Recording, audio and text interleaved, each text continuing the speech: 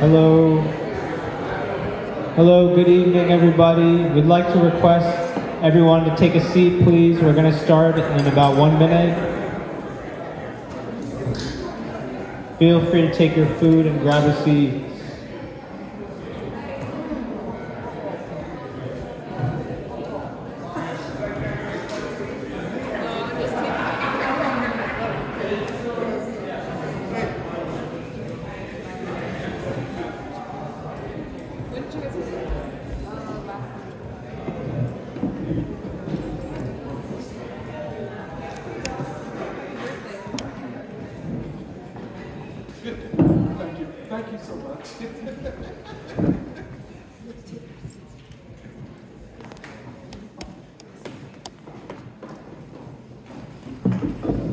All right. Well, it's really beautiful, wonderful to see everyone tonight. My name is Jahan. I'm a member of the Free School. Really honored to be here. I'm just going to say a few words introducing tonight's event. We're going to get started because we have a bit of a tight schedule as well. So thank you, first of all, everyone, for coming out this evening to honor a very special man. I think a mentor, teacher, friend to so many people here. A very humble man. I just wanted to say briefly at the beginning that to do this conference honoring his 80th birthday really took a lot of convincing for Dr. Monteiro.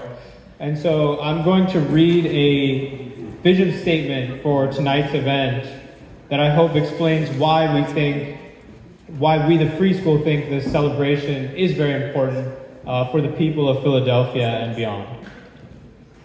So this two-day conference is entitled Our Beautiful and Beloved Struggle, celebrating Dr. Anthony Monteiro's 80th birthday.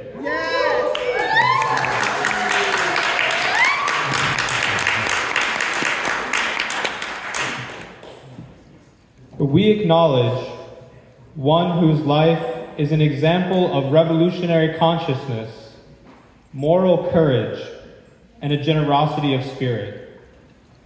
He emerges from a world of historic people whose struggle for true democracy and peace transformed the very fabric of the American nation.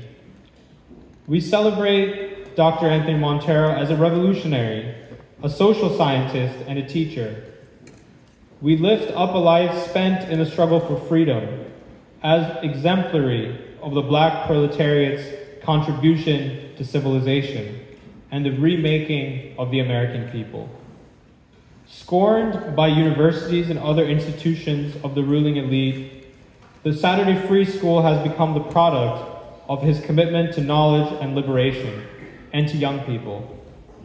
Anthony Monteiro has defended the ideas of W.E.B. Du Bois, Martin Luther King Jr., James Baldwin, and the Black revolutionary tradition, and interpreted them for the 21st century, making them an option for all of humanity. Yes. We commemorate Dr. Monteiro's commitment to the ideological struggle in this time of crisis of the American empire, and with the unraveling of the white supremacist social system. We commemorate one who has fought for ideological clarity, intellectual competence, and presented the values of the Black social system as an alternative to white supremacy. In celebrating Anthony Monteiro, the Saturday Free School celebrates the life world, the beloved community that has produced revolutionaries like him, human beings who have committed their hearts and minds to what Martin Luther King Jr. said was the long and bitter but beautiful struggle for a new world. I would like to speak about the contribution of Dr. Monteiro to a new movement of world thought. The American people are suffering under the crushing weight of decades of deindustrialization, poverty, imprisonment, and immiseration. 1/3 of the American people live as stranded populations in a nation which has abandoned them and their children. They are crying out for a way out, for freedom from this inhuman system. Through failing schools, homelessness, and hunger, Alongside a profit-driven and corrupt entertainment and music industry, children are being cognitively, morally, and culturally manipulated. Through it all, youth and children strive to change the world, although they have not yet found their way to the revolutionary and democratic leadership which is their natural inheritance. Dr. Monteiro has defended and advanced the ideas of the Black freedom struggle and the Black revolutionary tradition. Like Paul Robeson, his pedagogy stands upon the assumption that knowledge and civilization are created by and belong to the people. His contributions establish the possibility of a revolutionary, democratic, and emancipatory transformation in American society. Dr. Monteiro has often said that philosophy is politics by other means, and that we must uncover the assumptions behind our worldviews to advance political struggle. His work calls us to understand the foundations of modernity, from the heights of Enlightenment philosophy to the shameful depths of the color line. Using Du Bois, he has put forward a new revolutionary chronology for the democratic struggle in this country, which sees the Revolution of 1776 as the first American Revolution, but the Civil War and Reconstruction as the second, and the Civil Rights Movement as the third American Revolution. Out of this, he has theorized the coming of a fourth American Revolution to complete what has been left unfulfilled from the third revolution. This chronology establishes the Black Proletariat, as W.E.B. Du Bois has shown, as an agent of world history, central to the modern world system and the struggle for a democratic modernity. His rediscovering Du Bois as the originator of a new world movement of thought and the father of modern scientific sociology has opened up possibilities of new and creative deployments of the social sciences. The importance of art and the Black proletarian imaginary to social scientific knowledge continues the Saturday Free School's inventive engagement with the body of Du Bois's work. Dr. Monteiro highlights as well the Black social system, forged after the defeat of Reconstruction and existing in battle against the dominant white supremacist social system, as also important to understanding the revolutionary process in the United States. Amid the great crisis of American empire on the world stage, the rediscovery of Du Bois allows us to envision a human future in new ways. This allows for a recognition as part of the world revolutionary process of the unity of civilizations, including the centrality of Pan-Africa and Pan-Asia. This means the realization of intercivilizational unity against the Zionists, the neocons, war makers, and the billionaire class who make up the Western ruling elite. This means a new revolutionary and emancipatory democracy on a world scale, freed from the triple evils of war, poverty, and racism. Central to achieving this is the struggle for world peace. I'd like now to speak a bit about a revolutionary life that Dr. Monteiro has lived. His lifelong commitment to taking forward the revolutionary, democratic, and emancipatory struggle for all humanity is rooted in his dedication to Black people, their courage and beauty, and their unconquered striving for freedom. He was born in 1945 in North Philadelphia and raised in North Philadelphia. His mother, Almena Monteiro, was a garment worker, and his father, John Monteiro, a longshoreman. They were both union members. He and his brother Michael were raised with their loving parents and extended family. Dr. Monteiro's father's family came from Cape Verde, a colony of Portugal in West Africa, which would later see an anti-colonial struggle led by freedom fighter Amilcar Cabral.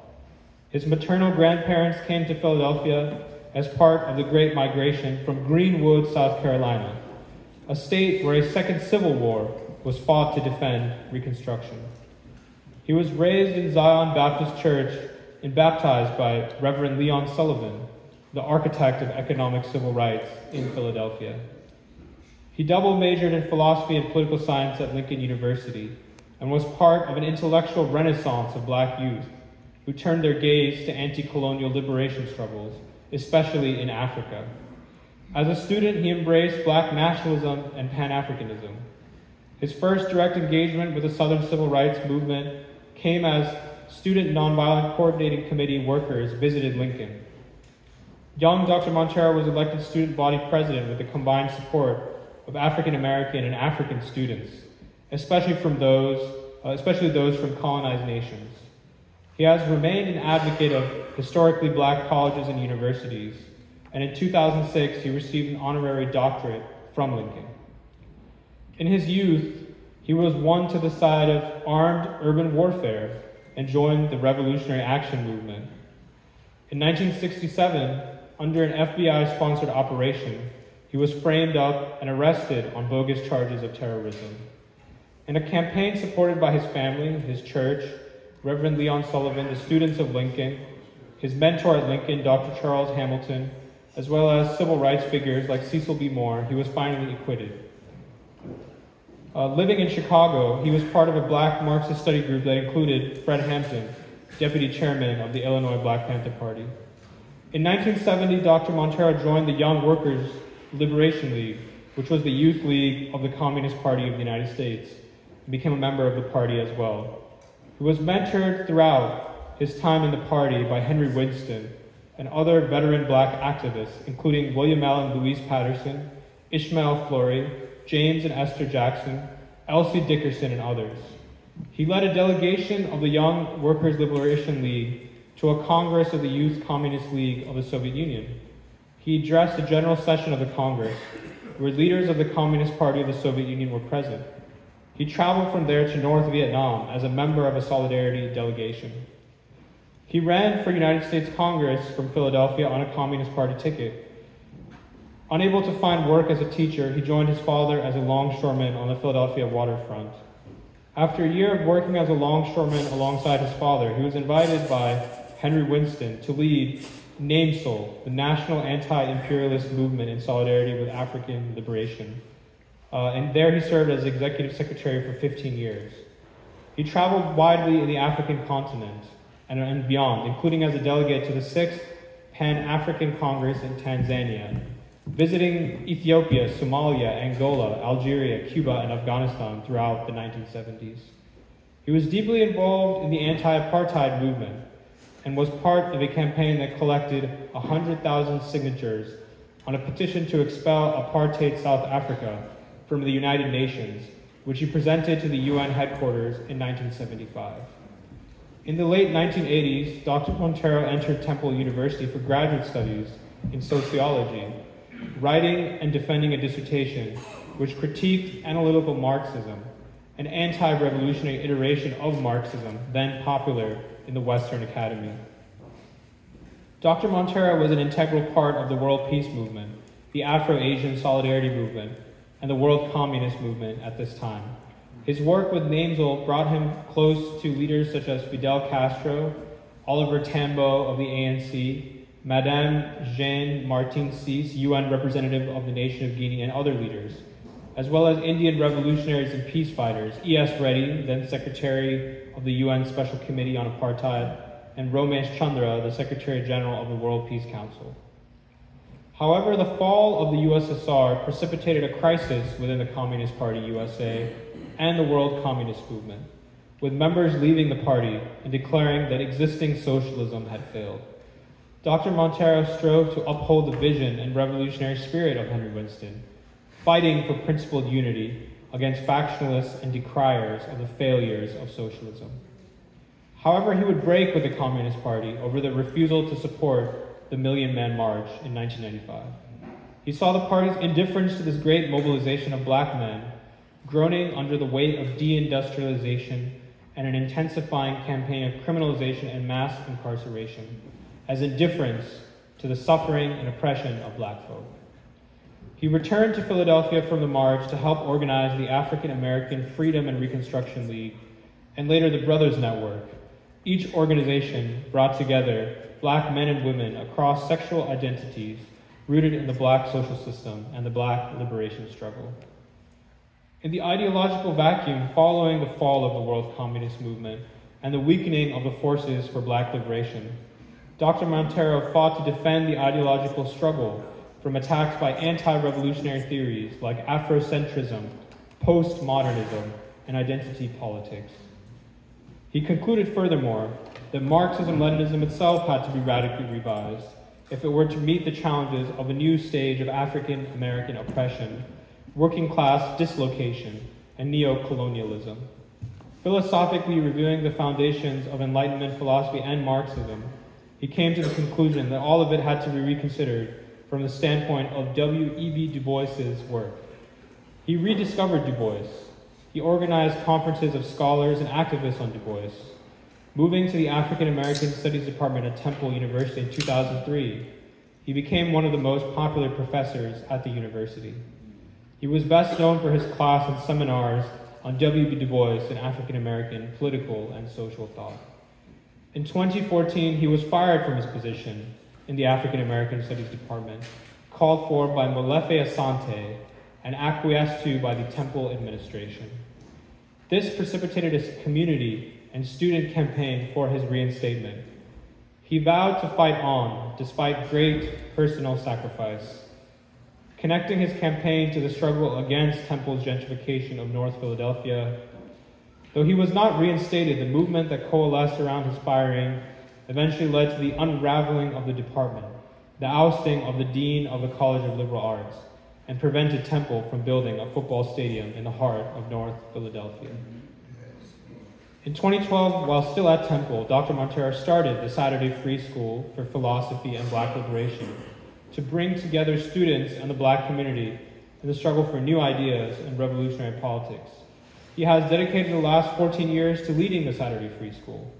The Free School has carried out citywide campaigns such as the Year of W.E.B. Du Bois in 2018, the Year of Mahatma Gandhi in 2019, and the Year of James Baldwin in 2024. The people of Philadelphia were involved in symposiums, lectures, and a Cuban-style literacy campaign. In 2021, the Free School commemorated the 100th anniversary of the founding of the Communist Party of China. In 2016, he organized a 3-day conference entitled Reclaiming Our Future, the Black Radical Tradition in Our Time, which brought together several thousand people, including Angela Davis, Cornel West, Reverend Jeremiah Wright, among others. In 2023, the Saturday Free School launched Avant-Garde, a journal of peace, democracy, and science. In 2023, the Free School also commemorated the 125th anniversary of the births of Paul Robeson and the Most Honorable Elijah Muhammad. So this work, which has included taking the writings of Du Bois to the people of Philadelphia, among other things, has been very important. The Year of James Baldwin also was dedicated to the immortal Palestinian children of Gaza and spoke in a new language to the American people. And I think some people here are from the Year of James Baldwin. So Dr. Monteiro is a life dedicated to the freedom of Black folk as part of the freedom of humanity and unity of civilizations. He has paid the price for his commitment, but has stayed on guard and on post at the front lines of the ideological struggle. I would just like to conclude by saying a little bit about inheriting the future. More than anything, Dr. Monteiro is a teacher of teachers, one who has dedicated his life to the struggle for truth and to the task of political education in service of freedom. Rejecting the elitism of university-trained academics, he chooses to be close to ordinary people. There would be no Philadelphia without its Black proletariat, and Dr. Monteiro has committed himself to the passionate defense of Black folk as a world historic people and as the principal agents of change who constitute the vanguard of this nation's revolutionary possibility. Dr. Monteiro has guided youth to mount a historic revolutionary struggle which meets the demands of this time, calling for new thought and more and better theory. This event celebrates the future. We who take responsibility for our world, we who seek to save civilization from war and the ravages of imperialism. In celebrating Dr. Monteiro's life, we celebrate all those who have influenced him, among them Henry Winston, W.E.B. Du Bois, Paul Robeson, and Martin Luther King. We celebrate the ordinary Black working men and women who make this city and country an inhabitable place. We celebrate the youth and children for whom we fight, and we proclaim to them that there is a sky. We celebrate all working people. Together they make possible the dream of a new nation and a new world, where all people can live lives of dignity. We are aware of the fierce urgency of the moment. If we are to mature and achieve our completeness, We must act decisively to save civilization. We embrace our creativity and intelligence as keys to realizing our full potential. We strive to create art and music. We seek a world where the immortal child has a future. Like Martin Luther King insisted, our consciousness seeks to transcend the colony of time and enter the empire of eternity, where the potentiality of every human being is realizable. We seek a world where beauty inspires every human action, blossoming in every heart and mind of the world's people. On his 80th birthday, we express our eternal love for Dr. Monteiro, his children, Eric, Nicole, and Inonge, his grandchildren, and his family, and we wish him a long and dedicated life, especially one dedicated to the struggle. So with that, I will conclude, and I would like to call up Emily Dong to begin our special program this evening entitled A Native Son of Philadelphia. Thank you.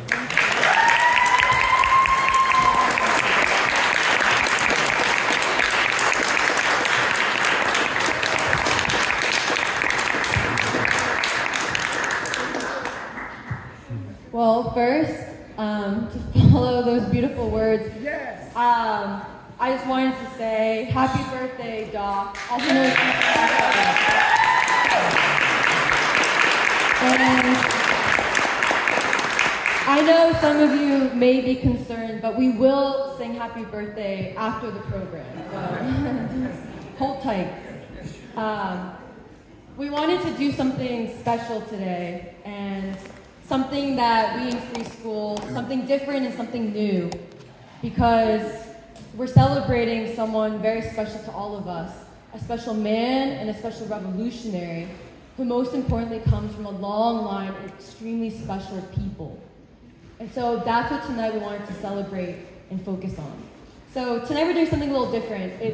We've called it a pageant, we've called it a musical, poetic, dramatic narrative. But really what we wanted to do is to tell you a story.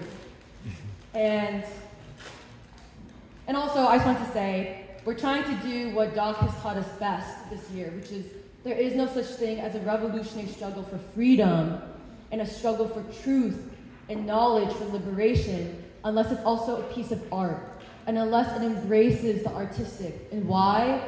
Because the human being is full of striving and spirit and character, qualities that produce the greatest art mankind has seen in history. And so that's what we're hoping to do tonight. And without further ado, here's our official program, A Native Son of Philadelphia.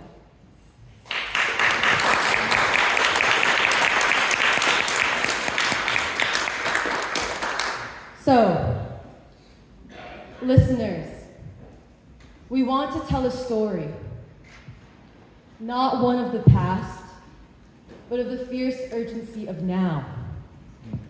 Of the heights of consciousness, art, knowledge that a great people reached, and the possibilities of new human beings their historic struggle for freedom produced. Some things and some bodies, so great and so bright that the powerful, the ignorant, and the greedy have attacked and attempted to diminish it. Now, this is the story of a native son of Philadelphia, Anthony Monteiro.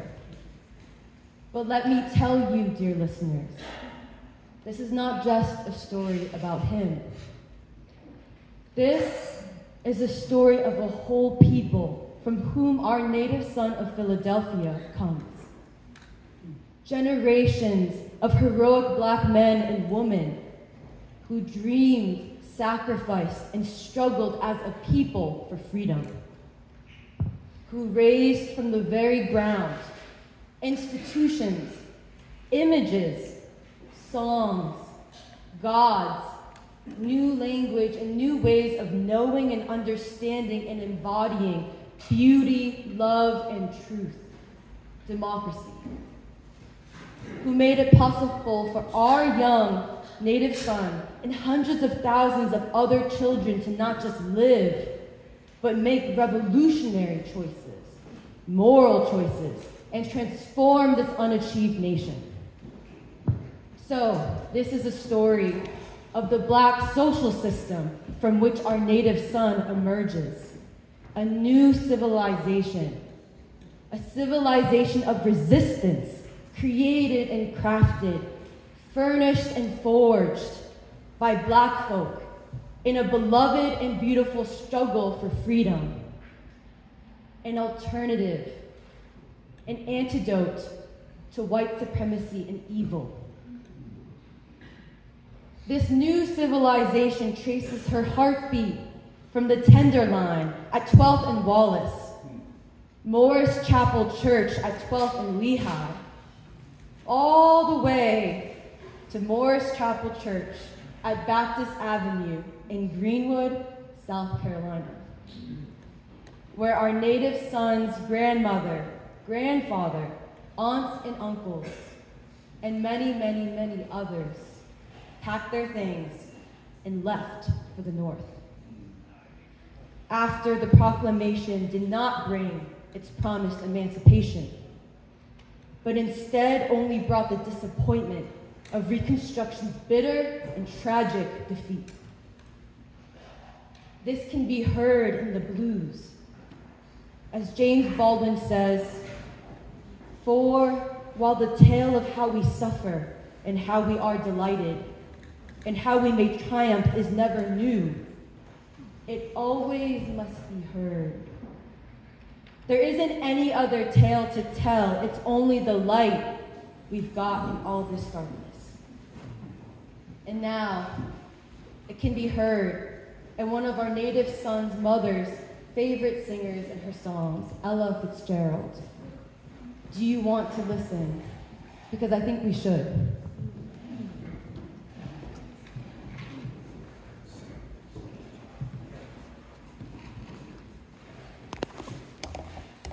Well, no, I'm not going to talk long, but this is dedicated to the doctor.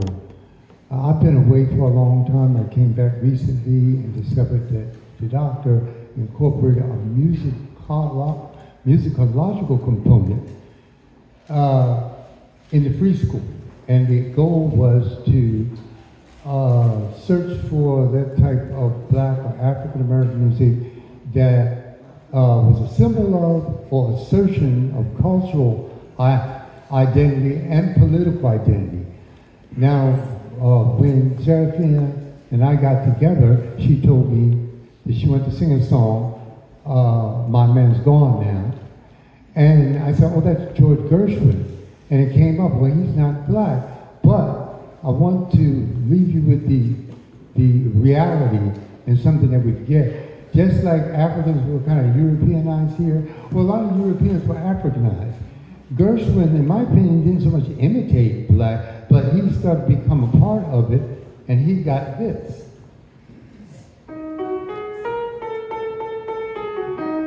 And we know that kind of like the blues. Yes.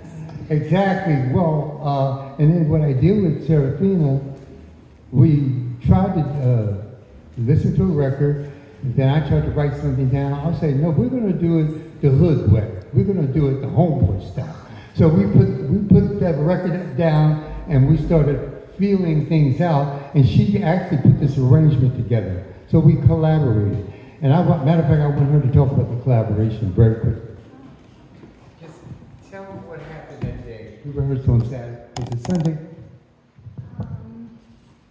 I think we just came to the song as we needed to, and I'll be glad to show it. I'll just show it for as much as we can, right? Thank you guys again for coming.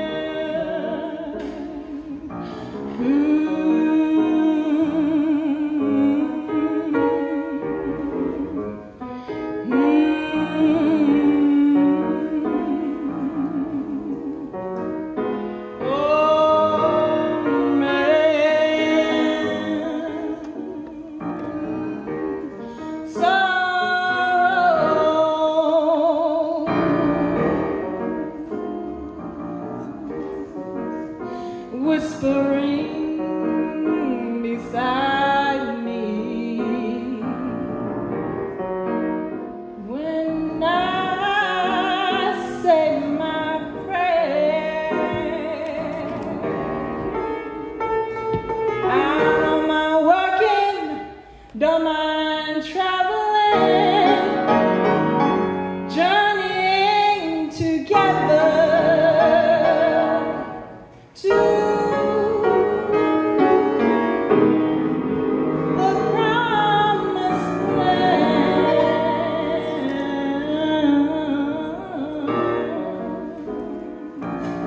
We can do that. Oh, man's sorrows try to keep me company, marching all night long, telling me I'm old now. Since I lost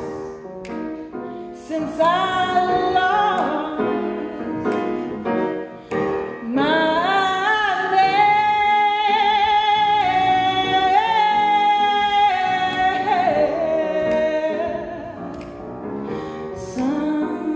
sometimes I feel like a motherless child. I feel like a motherless child. Sometimes I feel like, sometimes I feel just like a motherless child.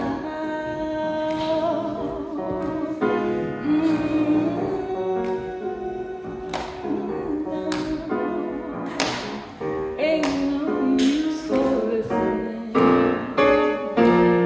to his tired footsteps climbing up the stairs.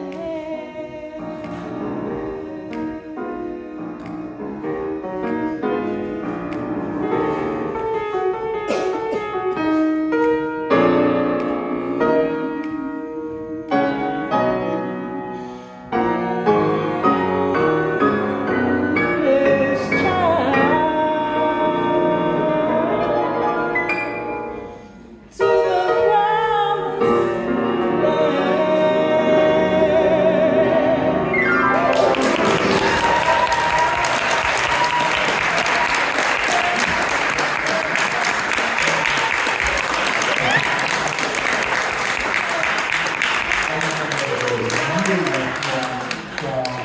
You know how you hear this portion together.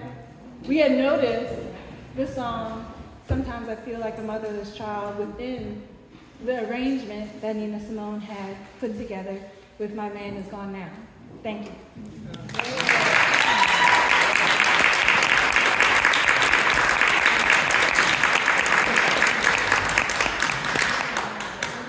I remember as a really small child, you know how you hear people, they were always talking about colored people, this color. And I remember asking my grandmother one day, I couldn't have been in with 3 or 4, Nanny, are we colored people? You know, I remember that to this day, because, you know, we lived this life, this narrative. They were from the South, they were Southern people, but now they're in a city. My maternal side comes from South Carolina, a small town called Greenwood, South Carolina. My grandfather's father was a white man, and I guess he was either the slave owner or during Jim Crow was the man that owned the land that my grandfather and his parents worked on, but he was a white man. So my grandfather is light-skinned, you know, mixed race, as is his sister. My grandmother's family are Birds, and they're brown-skinned. My grandparents moved to North Philadelphia, and start a family.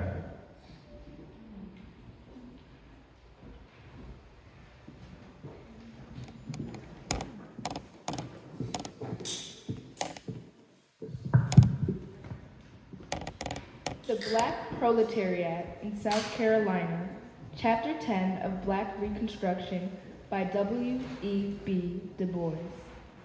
How in the years from 1868 through 1876, in a state where blacks outnumbered whites, the will of the mass of black labor, modified by their own and other leaders, and dimmed by ignorance and inexperience and uncertainty, dictated the forms and methods of government.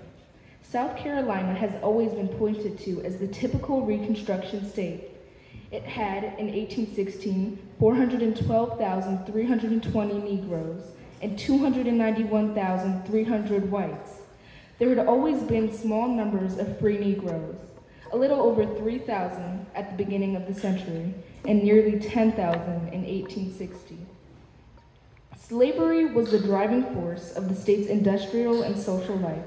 It was the institution which made South Carolina different from the states of the North. It was the principal reason why the white manhood of the state had fought so desperately. Civilization did not collapse in the South in 1868 through 1876.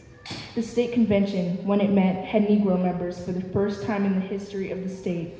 76 of the 124 delegates were colored. Since the great majority of the white people of the state had been kept in ignorance and poverty, and practically all of the Negroes were slaves, whose education was a penal offense, one would hardly expect universal suffrage to put rich men in the legislature.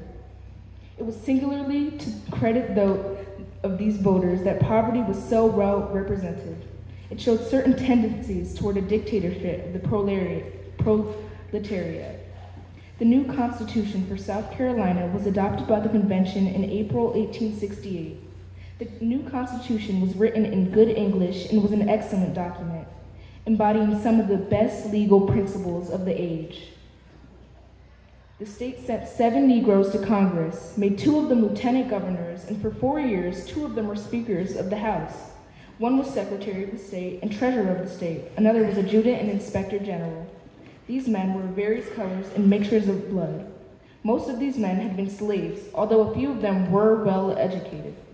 They had ability, and in some cases more than ordinary ability, but above all, they were in the midst of a mighty social and economic change and were swayed by the social and political revolution around them. The bottom rail was on the top, and the former ruling oligarchy was now displaced by those who represented neither wealth nor the traditions of the state. Beyond all question was the effusive comment of the Charleston Daily News. The best men in the convention are the colored members, considering the influences under which they were called together in the imperfect acquaintance with parliamentary law. They have displayed, for the most part, remarkable moderation and dignity. They have assembled neither to pull wires like some, nor to make money like others, but to legislate for the welfare of the race to which they belong. It is easy to prove that this part of the effort to reform the situation in South Carolina had the earnest effort of both white men and black men, and resulted in a distinct advance. It was overthrown at just a time when there was every reason to think that reform would be triumphant, not simply in honest government, but in more efficient social uplift. No one has expressed this more convincingly than a Negro who was himself a member of the Reconstruction Legislature of South Carolina and who had spoke at the convention which disfranchised him in 1895. We were 8 years in power. We built schoolhouses, established charitable institutions, built and maintained the penitentiary system, provided for the education of the deaf and dumb, rebuilt the jails and courthouses, rebuilt the bridges and reestablished the ferries. In short, we had reconstructed the state and placed it upon the road to prosperity. It seems fairly clear that what South Carolina wanted was not reform even in its narrower sense, that what it was attacking was not even stealing and corruption. If there was one thing that South Carolina feared more than a bad Negro government, it was a good Negro government. Since the beginning of time, most thinkers have believed that the vast majority of human beings are incorrigibly stupid and evil. We know perfectly well that most human beings have never had a decent human chance to be full men. most of us may be convinced that even with the opportunity, the number of utter human failures would be vast. And yet, remember that this assumption kept the ancestors of present white America long in slavery and degradation. The opportunity to study a great human experiment was present in Reconstruction, and its careful scientific investigation would have thrown a world of light on human development and democratic government. No institution of learning has made any effort to explore or probe Reconstruction from the point of view of the laborer, and most men have written to explain and excuse the former slaveholder, the planter, the landholder, and the capitalist. The loss today is irreparable, and this present study limps and gropes in darkness, lacking most essential to a complete picture.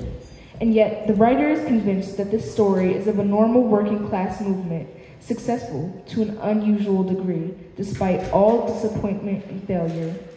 It is then one's moral duty to see that every human being, to the extent of his capacity, escapes ignorance, poverty, and crime. With this high ideal held unswervingly in view, monarchy, oligarchy, dictatorships may rule, but at the end will be the rule of all, if mayhap all or most qualify. To escape from ultimate democracy is as impossible as it is for ignorant poverty and crime to rule forever. 'Tis not in the high stars alone, nor in the cups of budding flowers, nor in the redbreast's mellow tone, nor in the bow that smiles and showers, but in the mud and scum of things. There always, always something sings. Ralph Waldo Emerson.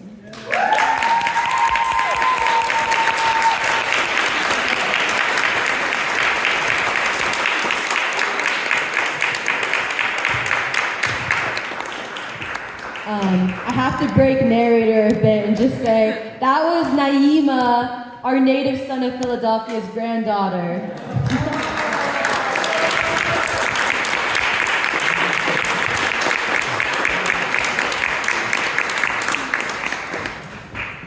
So, for the few years of an eternal second in a cycle of 1,000 years, there was not only the possibility of revolution, but the beginnings of a new society after the Civil War.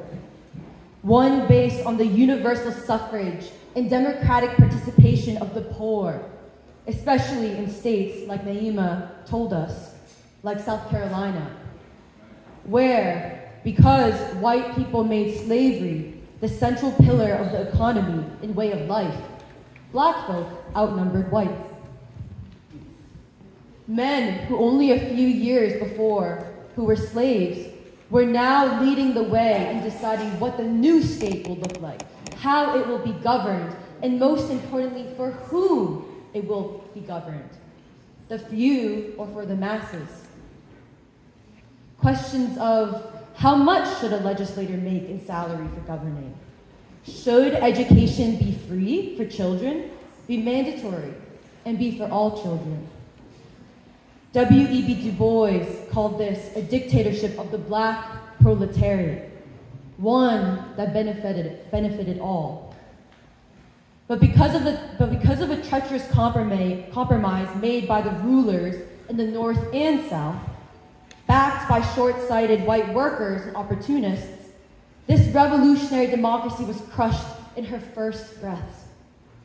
This compromise produced a white supremacist social system codified by Plessy v. Ferguson, where whiteness is property and opportunity, hence codifying white supremacy. We have yet to completely overturn this. After that bright glimmer of revolution seen around the world and so hard erased from history, we were forced backwards as mankind. Jim Crow laws forced black folk into second-class citizenship. Black people were terrorized by individual acts of violence and murder. The crime was not just by groups like the Ku Klux Klan, but reinforced and reproduced by white individuals. There was no protection under the law. Hence, when they were given the chance, black folk left the South, like our native son's family, in droves to the North. It was not simply because of natural disasters destroying crops, but because they were fleeing terror, fleeing Jim Crow. Black folk left the rural landscape of the South, where they toiled the land with bare hands, and they left for cities like St. Louis, Chicago, New York City, Cleveland, Pittsburgh, and Philadelphia. They found jobs, housing, and urban chaos. They found new and stubborn forms of white supremacy, especially from European migrants, who quickly, oh so quickly, became white. They also found a foundation of freedom built by freedmen like Richard Allen and Absalom Jones, who broke away from the Methodist Church, refusing to be forced to worship one God in segregated spaces. They formed the Free African Society and founded the first Black churches and congregations. These churches, our churches, this city's inheritance, they sing some of the same songs, what Du Bois called the sorrow songs. Songs of a disappointed people who longed for freedom. He said, these songs are the articulate message of the slave to the world and are not simply the sole American music, but the most beautiful expression of human experience born this side the seas. It still remains the singular spiritual heritage of the nation and the greatest gift of the Negro people. Tonight, listeners, we are very lucky to hear from musicians from Richard Allen's church, Mother Bethel African Methodist Episcopal Church, songs sung centuries later during the Black Freedom Movement.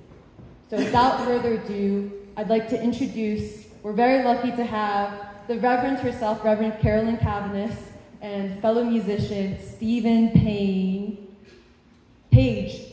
from Mother Bethel AME.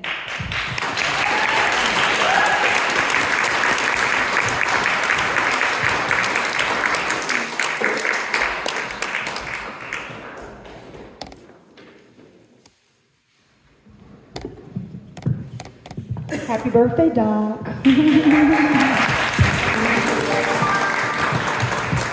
are very honored to share on behalf of Mother Bethel African Methodist Episcopal Church, where I'm honored to serve as her 53rd pastor. And certainly,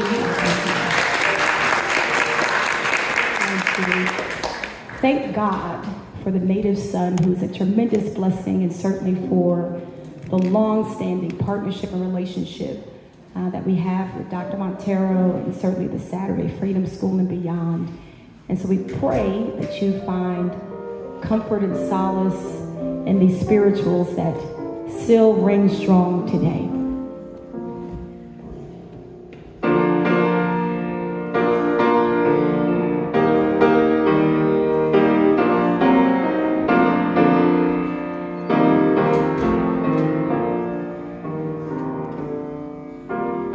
We are climbing Jacob's ladder. We are climbing Jacob's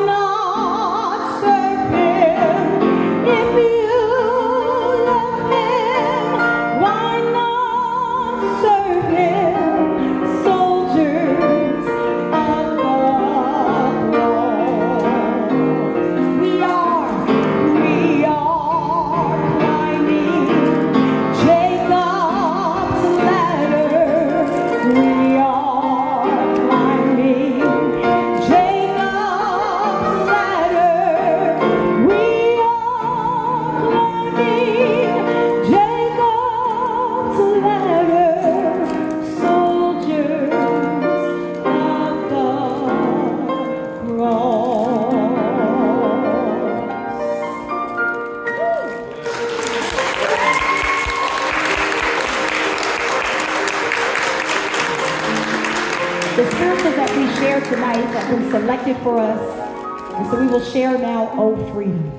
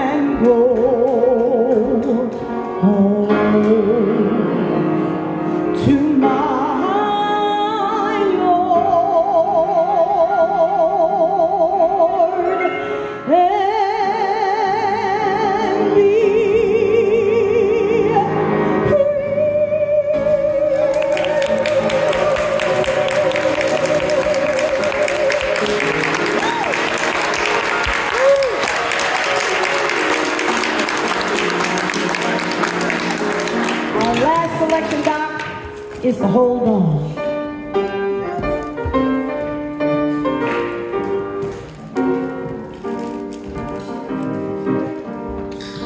Hold on, hold on.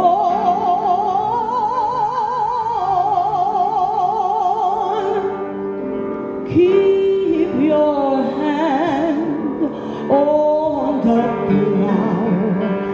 Hold on. Paul and Silas were bound in jail, had nobody to place their bail.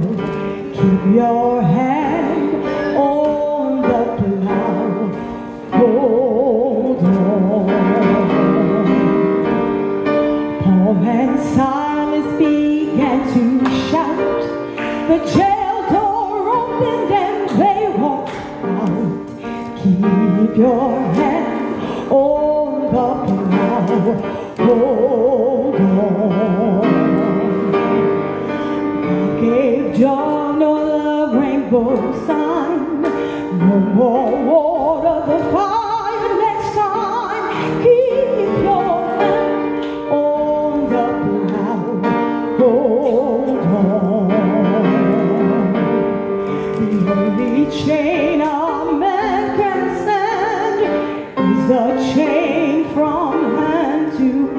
Keep your eyes on that prize.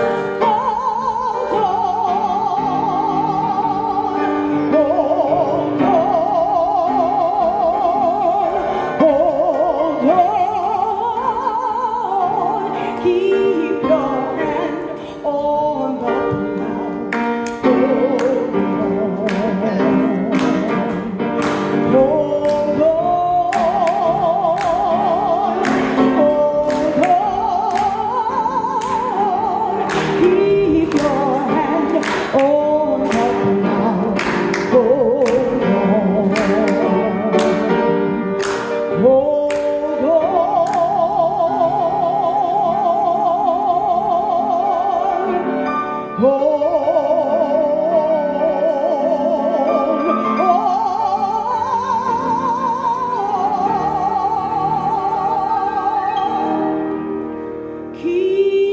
your hand on the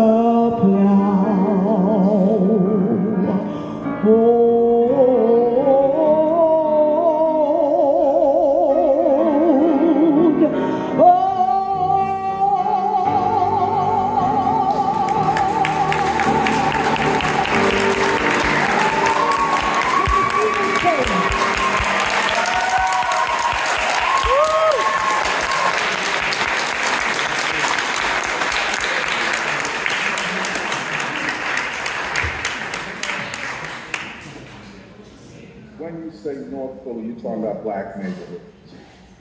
No one would ever, and you're talking about black, working class, and poor neighborhoods.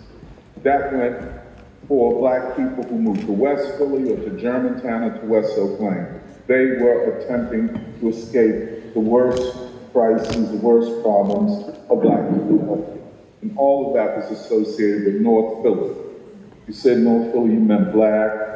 You meant, well, in a lot of ways, the best dressers, the most fit guys, the best looking women, the best dancers, everything. And, you know, Teddy Pendergrass, all of that, not to mention Coltrane, all of that is North Philly. It's very significant as a cultural, political location. The history of the civil rights movement in Philadelphia is about North Philadelphia. The great art of Philadelphia is North Philadelphia, but it all issues from this working class, this proletariat. It looked different then than it does today.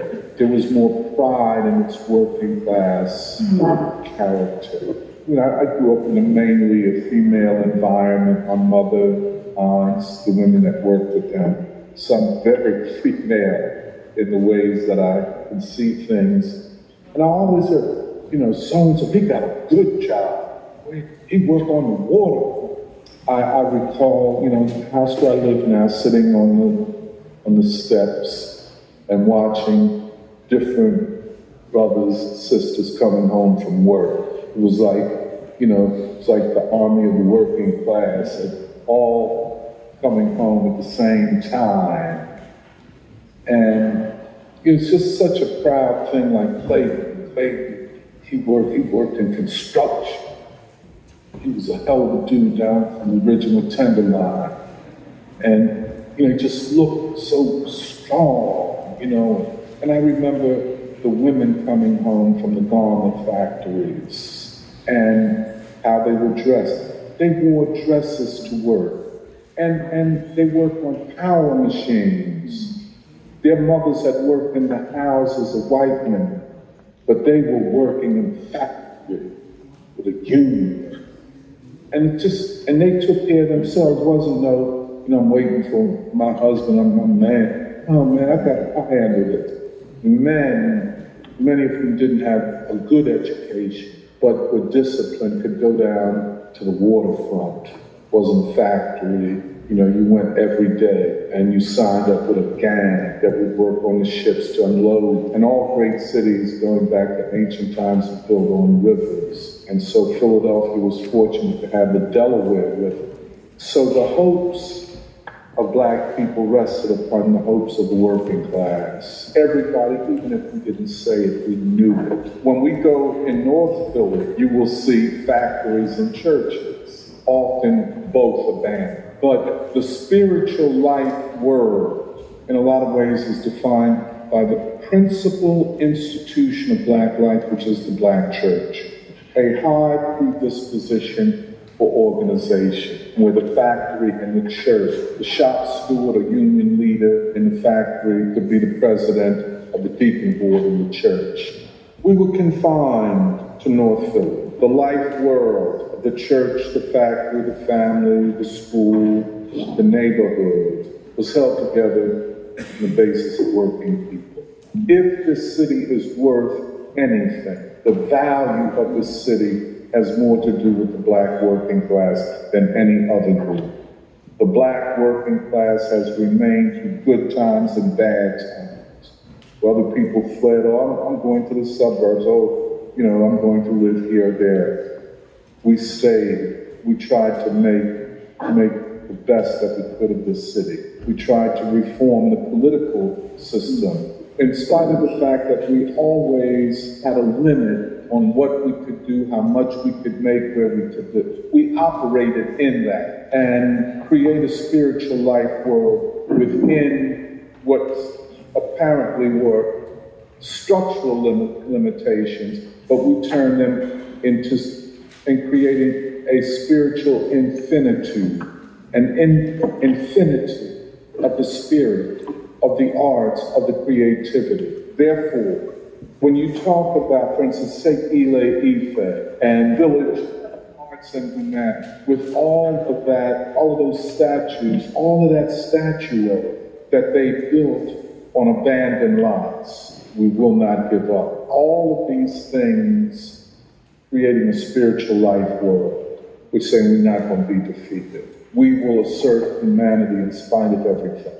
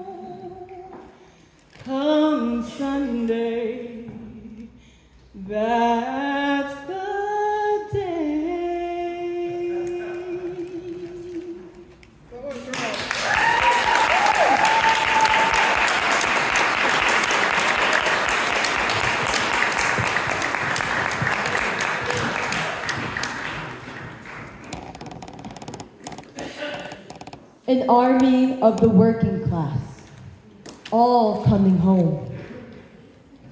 An ecosystem with homes, factories, churches across from each other, interlinked by the human beings, the people. Where the leader at the factory was also a leader at the church. Where the people fought hard and struggled to raise the wages of jobs. Through their struggle, their lives, and strivings, they injected this city with dignity. All with music and poetry in the air, imbuing our native son and children with ways of knowing and seeing themselves, the world around them, and the future. There was a sky. All around our native son, flowers of vibrant shades and hues, leaders and movements busted out of the concrete and bloomed. He grew up with the crystallization of the strivings of Black folk for freedom in emerging movements against white supremacy and for a real people's democracy, one of truth, of justice. The murder of Emmett Till and the courage of his mother, Mamie Till Mobley, marked his consciousness. Brown v. Board of Education challenged segregation in the Jim Crow South. The Montgomery bus boycotts emerged and sparked a movement. The lunch counter sit-ins, a whole Black freedom movement for decades. The Nation of Islam, where the most honorable Elijah Muhammad proclaimed, the Black man is God and the white man is the devil. James Baldwin, who told his nephew, who was all children, it will be hard, James, but you come from sturdy peasant stock.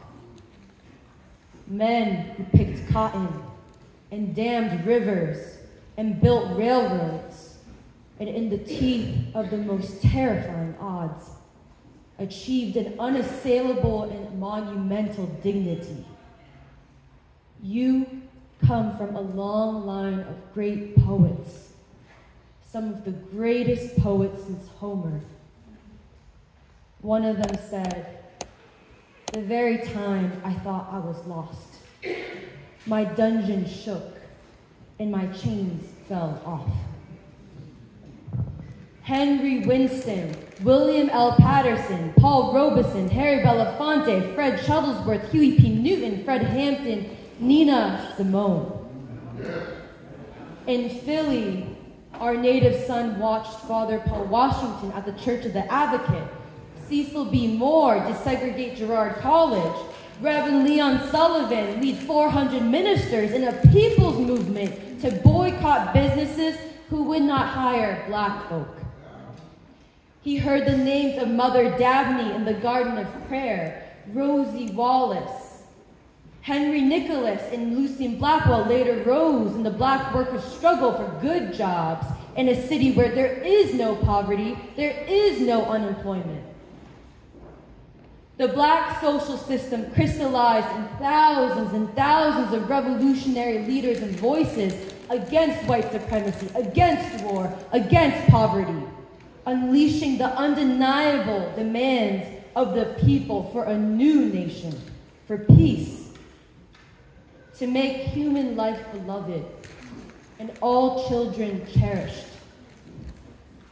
Our native son grew up with the courageous voices of Muhammad Ali and Martin Luther King Jr. opposing America's war in Vietnam and what it showed about the evil poisoning souls.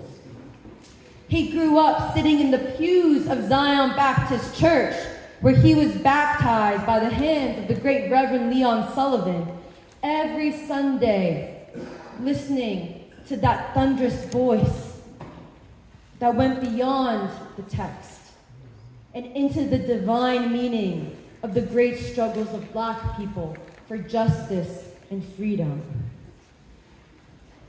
Let's hear that voice. True religion is not evidenced by Gothic cathedrals, but it can sometimes be viewed when radical youth shout objections to the existing order.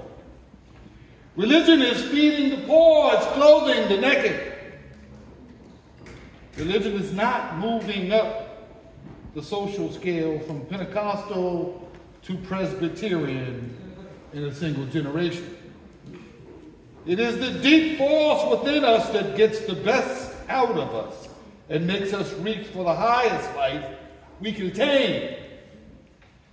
Religion is the spontaneous prayer when children are born, and when parents die, and when we make another attempt toward love. Because hate keeps us out of touch with ultimate reality, which is God. And true morality is a component of true religion, but it's sometimes hard to detect. False concepts of morality have been so ingrained in our thinking that it's hard to tell the genuine from the imitation. Morality is not flag waving, it's not flag burning. It has nothing to do with playing cards or dancing or smoking cigarettes. For you can be a non-card player, a non-dancer, a non-drinker, a non-smoker, and still be out of touch with God. But reality, morality has to do with truth. And any compromise with truth becomes immorality. Now I will attempt to demonstrate the authenticity of the religious experience by blacks on this soil as it evolved from slavery, a slavery which was more devastating than that experienced by the Jews in Egypt. I want to call your attention not to the theories of sociologists, but to the words and example of Frederick Douglass, who one day was told by God that he had work to do, and to the music, the poetry, prose, and experiences of the black people themselves as the Bible and their church and their God spoke to them in the midst of their bondage. In his book, My Bondage and My Freedom, Frederick Douglass self-liberated himself from slavery, spoke the truth 10 years before emancipation to a hostile world that did not believe him to be a man because he was black. At an early age, in good Socratic tradition, Douglass began to question his world. Why am I a slave? He asked, and he'd been told that God was good, but now he began to question God and the people who profess to know the thoughts of God. So Douglass said, I found that they were puzzling exceptions to this theory of slavery on both sides and in the middle. I knew of blacks who were not slaves. I knew of whites who were not slave holders. And I knew of persons who were nearly white who were slaves. Color, therefore, was a very unsatisfactory basis for slavery. It was not color, but crime. It was not God, but man that afforded the true explanation of the existence of slavery. And he went on to say that nor was I long in finding out another important truth, that what man can break or make, man can unmake. The appalling darkness faded away, and I was master of the subject. This is Douglass's existential self-affirmation of authentic courage to be. Paul Tillich has said that courage to be as oneself is the courage to follow reason and to defy irrational authority. It is not a resigned courage to be. It dares not only to face the vicissitudes of fate and the inescapability of death, but to affirm itself as transforming reality according to the demands of reason. It is a fighting, daring courage. And this has been the crux, the fire, the towering mission of the Baptist Church. Through vicissitude after vicissitude, it has been the marching phalanx of our freedom, the torch of our hope, and the flame of our liberty. The foundation of the black church is laid in the innermost depth of the black man's anxiety, as evidenced by his songs and his progress in his striving to be free. Just as religion of the Jews was conceived during their enslavement in Egypt and their journey through the wilderness, so the religion of the blacks in this continent was born in anxiety. They were a nation within a nation who adapted the feats and exploits of the Jews for their own purposes in their own idiom.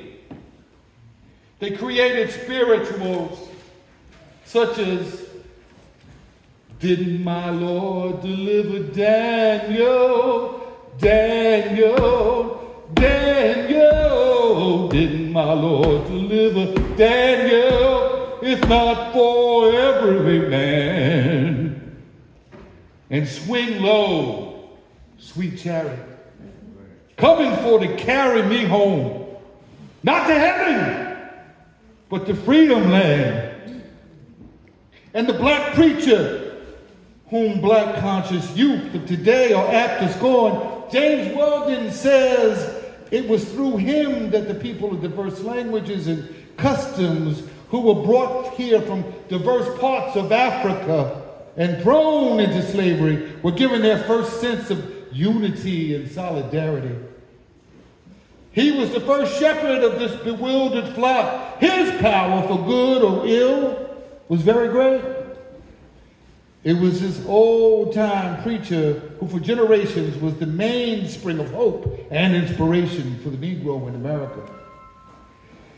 He's still the main hope of the race. For the race, the hope of the race rests with the black working masses, and the voice of the black preacher still remains the only real voice that the black masses will heed with continuing confidence. The early black revolutionaries were preachers of the violent variety. Revolts were conceived and executed because their leaders knew that slavery was wrong. Such a preacher of the revolutionary was Denmark Vesey. He was fascinated with the eschatological imagery of the Old Testament, where in Joshua 6:21 it reads, "Then they utterly destroyed all the city, both men and women, young and old, oxen and sheep, asses, with the edge of the sword." And this was his evidence that the Bible advocated revolt. Nat Turner was a runaway slave who believed that he was divinely destined to lead the slaves in rebellion. The black prophet, as he was known to the slaves, heard a voice which told him that the serpent was loosed. Christ had laid down the yoke, that he, Nat, was to take it up. And at the same time, and this was around the time, was fast approaching when the first would be last and the last would be first. The authenticity of the black church cannot be established in a sermon as brief as this. In spite of the perennial questions, what is wrong and how much is wrong, still the church has been and continues to be the most formidable force for freedom the black man has. And the more we move from the church, the worse off the race will get. The further we move from the Bible, the worse our schools will get. The further we move from Jesus, the worse our children will get. Perhaps we need a collective self-affirmation to lose our sense of alienation from God and from our brothers. With the true sense of the courage to be in harmony with God and with our brother. Alienation can be transformed to art, to music, to prose, and to constructive action. To be sure, I know the weakness and inadequacies of the black church. I know that these days we often seem to have lost our courage, lost our vision, and lost our spirit. But our courage is not lost. Perhaps we have not used it the way we ought to. But it is not lost. Our vision is not lost. The same God who gave Moses and Abraham and Isaac and Jacob and the great black Christian leaders of the past, that God still rules. We need only to let God lead us. The great power of the church that kept families together and that made our people honest and decent and helpful to each other is not dead. If we will tarry in prayer, God will give us the power from on high. And the Holy Spirit is not dead. He's still with us. And if we let him come in, the Spirit will help us overcome all things. Jesus has not forsaken us. Open the doors to your lives and let him in. Perhaps now there is one of you with the courage of the pragmatic reformer who will set our church in order, starting with yourself, getting love in your heart, getting prejudice and envy and hate out of your heart. Let the Holy Spirit come into your life, starting with yourself. Perhaps some young Moses who will lead our people as a servant to God to the promised land. Perhaps they're listening. Perhaps they're listening today, who will find a way that will ultimately help reunite all mankind. On behalf of the Zion Baptist Church here in Philadelphia, I just want to leave you with a thought. To the extent that you love your neighbor, God will bless your life. And if you can't help people, keep your big mouth closed.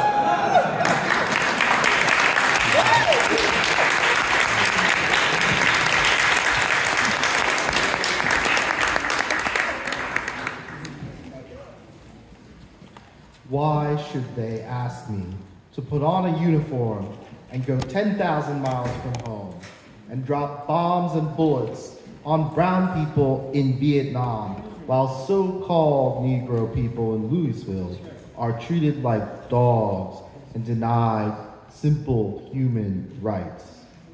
No, I am not going 10,000 miles from my home to help murder and burn another poor nation simply to continue the domination of white slave masters of the darker people the world over. This is the day when such evils must come to an end. I have been warned that to take such a stand would put my prestige in jeopardy and cause me to lose millions of dollars, which should accrue to me as the champion. But I have said it once, and I will say it again. The real enemy of my people is right here. I will not disgrace my religion, my people, or myself by becoming a tool to enslave those who are fighting for their own justice, freedom, and equality. If I thought the war was going to bring freedom and equality to 22 million of my people, they wouldn't have to draft me. I'd join tomorrow. But I either have to obey the laws of the land or the laws of Allah. I have nothing to lose by standing up for my beliefs, so I'll go to jail. we've been in jail for 400 years. Muhammad Ali.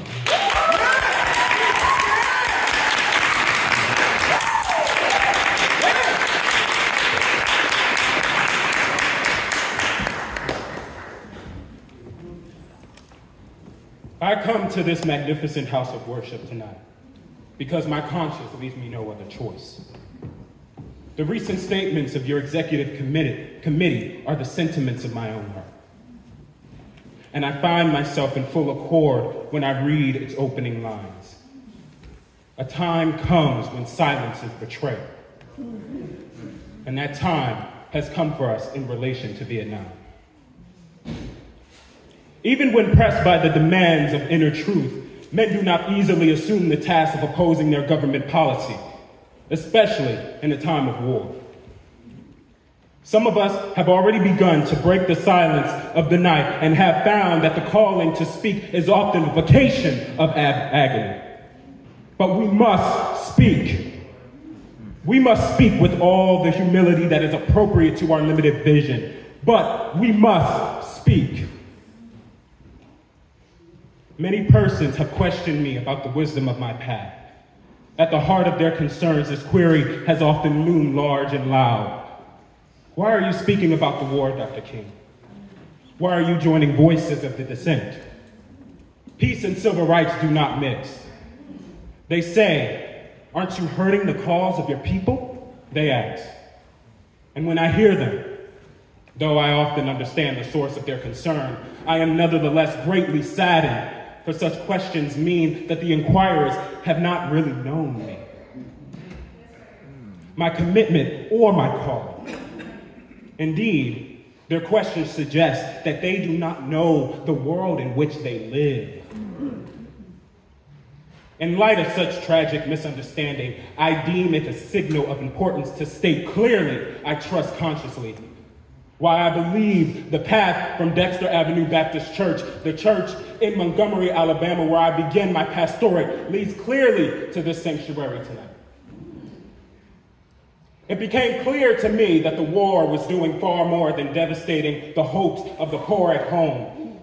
It was sending their sons and brothers and their husbands to fight and die in extraordinary high proportions relative to the rest of the population. We were taking black young men who had been crippled by our society and sending them 8,000 miles away to guarantee liberties in Southeast Asia, which they have not been found, Southwest Georgia and East Harlem. And so they have been repeatedly faced with the cruel irony of watching Negro and white boys on TV screens as they kill and die together for a nation that has not been able to seat them together in the same schools. And we watched them in brutal solidarity, burning the huts of a poor village, but we realized that they would hardly live on the same block in Chicago. I could not be silent in the face of such cruel manipulation of the poor. If America's soul totally poisoned, part of the autopsy must read Vietnam. It can never be saved so long as it destroys the deepest hopes of the men the world over. Somehow this madness must cease, must stop now. I speak as a child of God and brother to the suffering poor of Vietnam. I speak for those whose land is being laid to waste, whose homes are being destroyed, whose culture is being subverted. I speak for the poor of America who is paying double price of the smashed hopes at home and the death and the corruption in Vietnam. I speak as a citizen of the world, for the world as stands aghast the path of we have taken. I speak as one who loves America, to lead the leaders of our own nation. The great initiative in this world is ours. The initiative to stop it must be ours.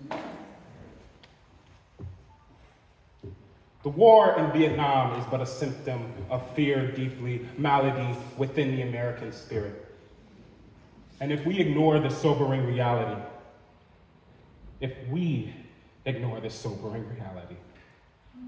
we will find ourselves organizing clergy and laymen concerned, committees for the next generation.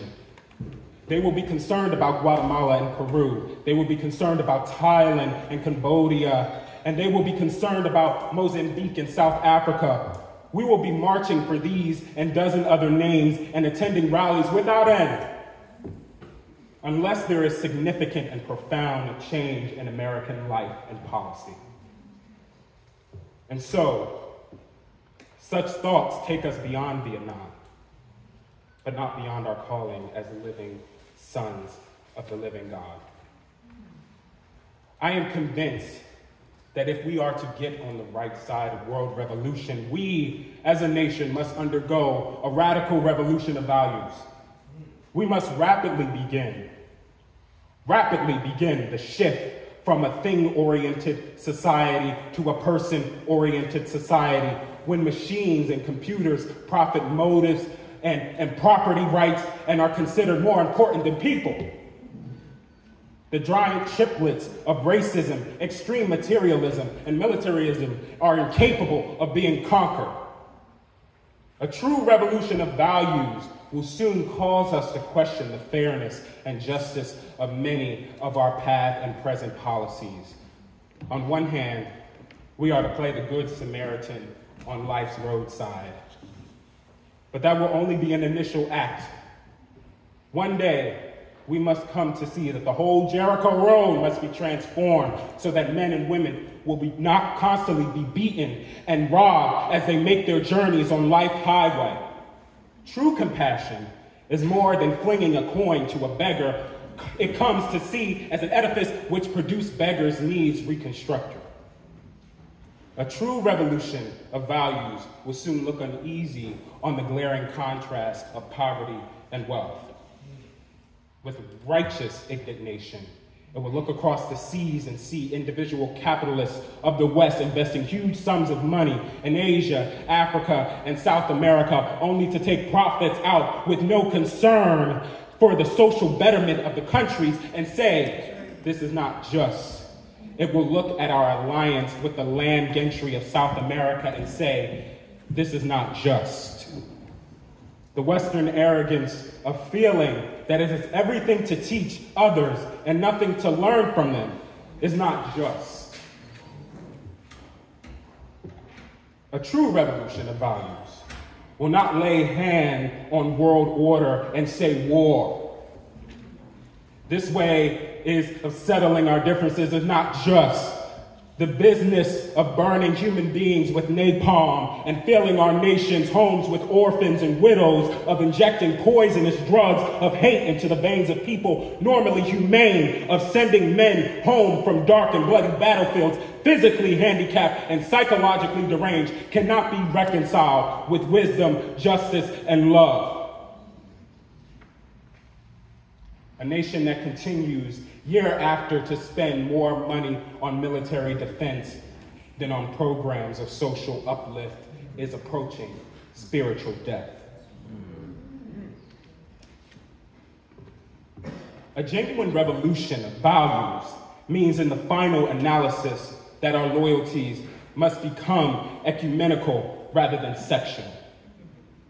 Every nation now must develop an overriding loyalty to mankind as a whole in order to preserve the best in their individual societies.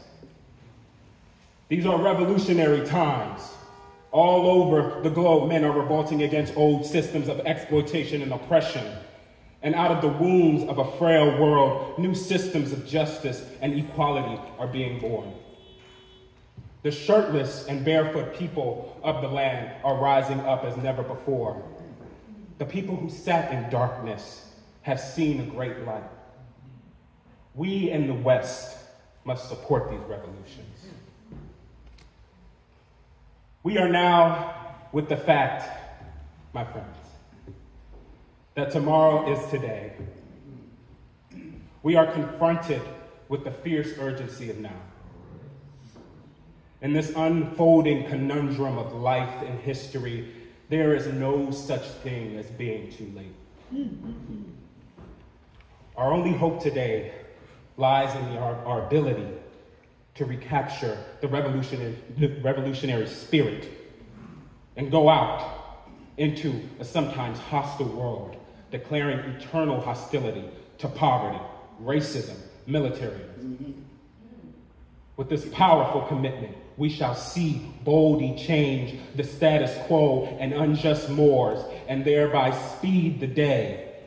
Every valley shall be exalted, and every mountain and hill shall be made low, and the crook shall be made straight, and the rough places planted.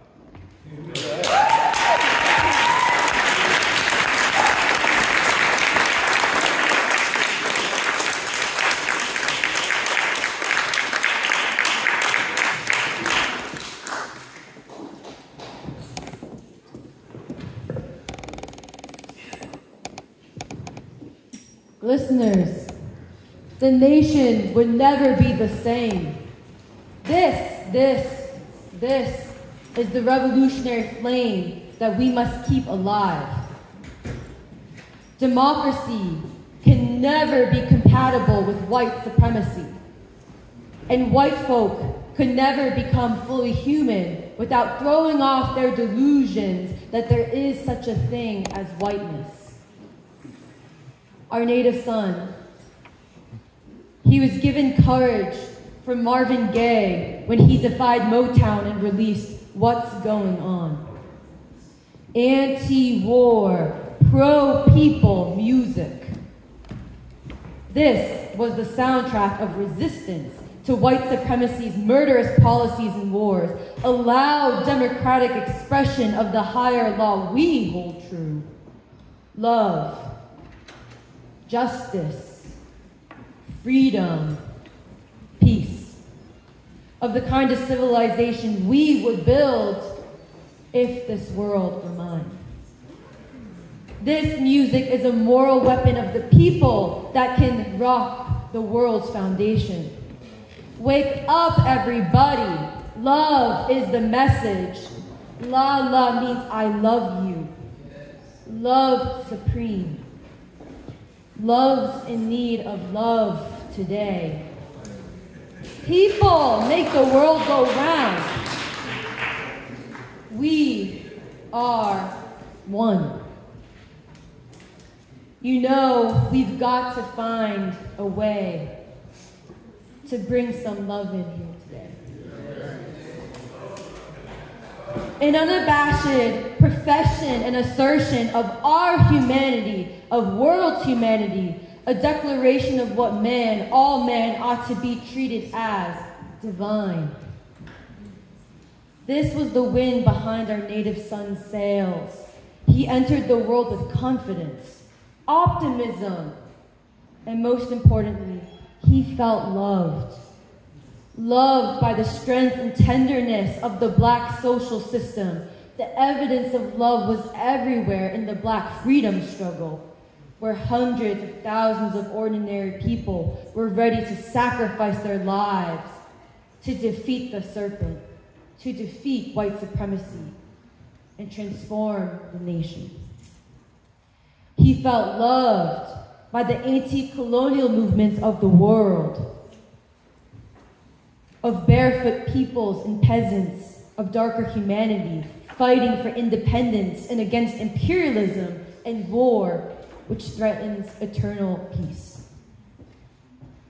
With this music, with the towering examples of national leaders, local leaders, ordinary people, our native son refused to go to Vietnam. And now, listeners, I would like to introduce Alfie Pollett to come remind us of our inheritance and remind us of this sound.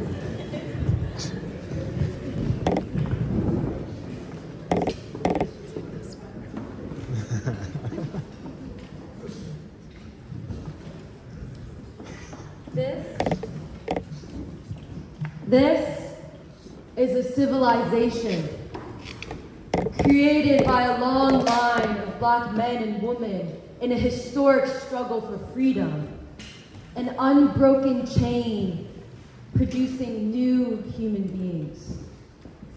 While white supremacy produced and reproduced evil, the black social system created the makings of new men and women, of goodness, generosity, humor, and service that often cannot be found in this hostile land.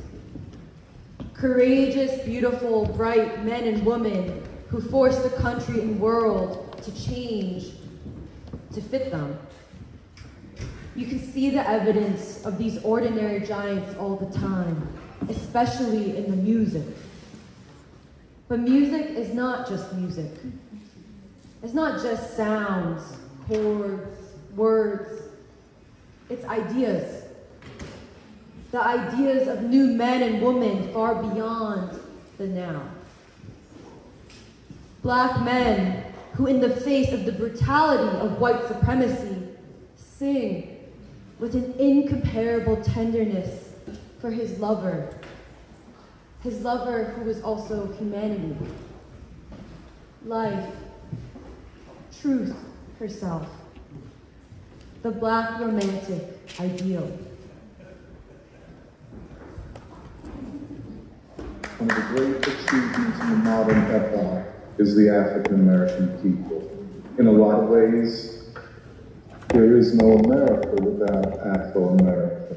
This is a song by Hathaway, a people who produce this can lead humanity. This is more definitive of the African American people than all of the horrible things that we often see in cities, especially violence. This is the default. If you want to know the African American people, you must know this, because love and freedom are not separate in the black consciousness. They really are not. Love and freedom and beauty, they are not separate. And so to know the black proletariat, you must know their spiritual life world. And that's more than their economic condition. But Emily, could you play the next one?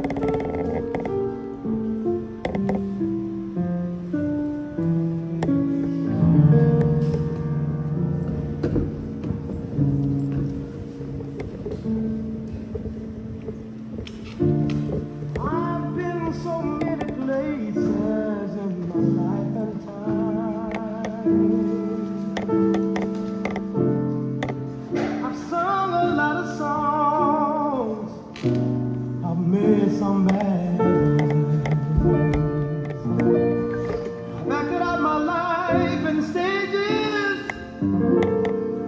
with 10,000 people watching. But we're alone now, and I'm singing this song to you. I know your image of me is what I hope to be.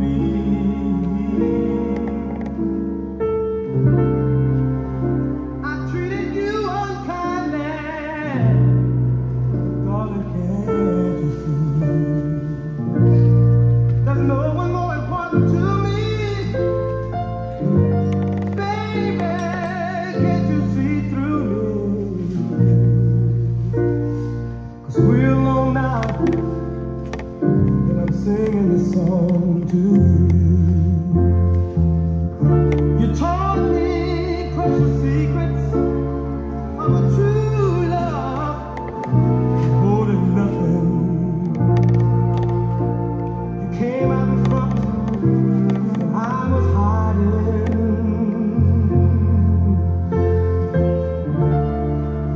Now I'm so much better. And if my words don't come together, listen to the melody, 'cause my love is in there hiding.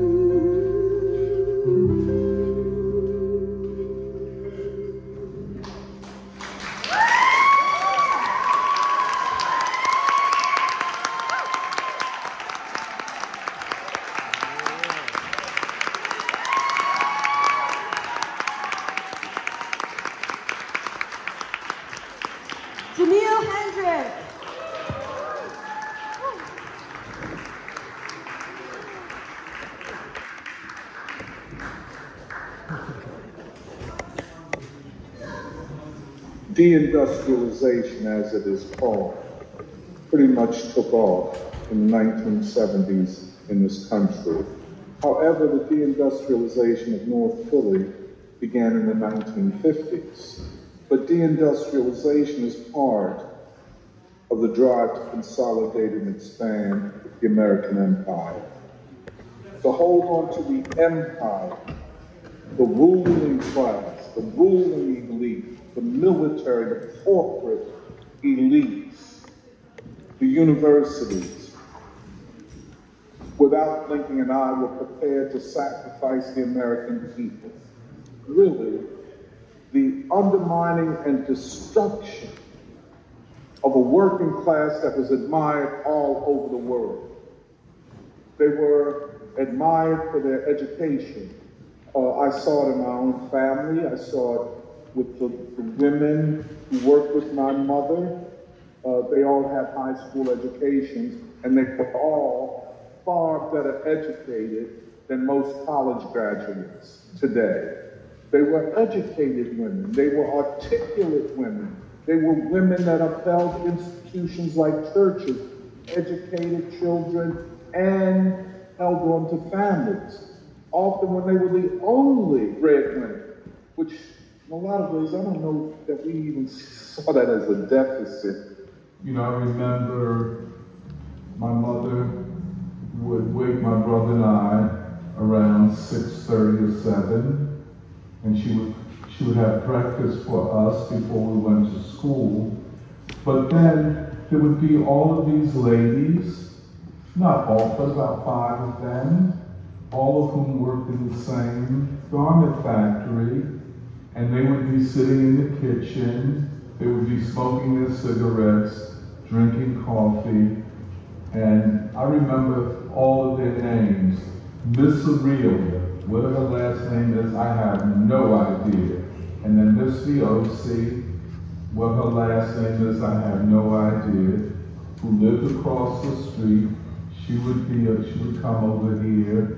My Aunt Blanche, her husband would drive her here. And then my mother. So you have these 4 women every morning sitting here, smoking their cigarettes, and they would be off to the factory. And it was a factory owned by Italian brothers, and they produced garments, overcoats in fact, for the national market, for the world market, and they were in a union, Amalgamated Clothing Workers Union. But these very powerful machines that were used for industrial purposes to produce overcoats. And they produced coats called London Fog for the London Fog Company.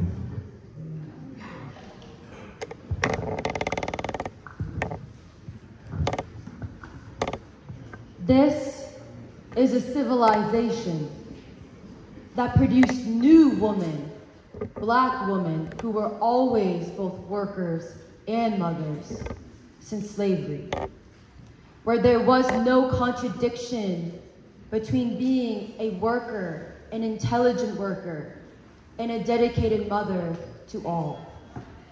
The way it is in white society, where there's an ideal of protected white purity and married motherhood, which ironically kept white women unfree. Black women like Diane Nash, Coretta Scott King, Ella Baker, Billie Holiday, Nina Simone, Harriet Tubman, Ida B. Wells Barnett, Margaret Burroughs, Dottie Smith, Miss VOC, Miss Aurelia, and of course, Miss Almena Monteiro, our native son's mother, who worked in a garment factory down the street, who deftly and elegantly managed the boarders who rented rooms in her house, and who remained a moral center, a moral star, and a guide for our native son for the rest of his life, who was not only the mother of our native son, but a mother for the whole community and many more women to come. I'd like to introduce two incredible women to speak on Almena as an exemplar of civilization. I'd like to introduce Nicole Monteiro and Catherine Blunt.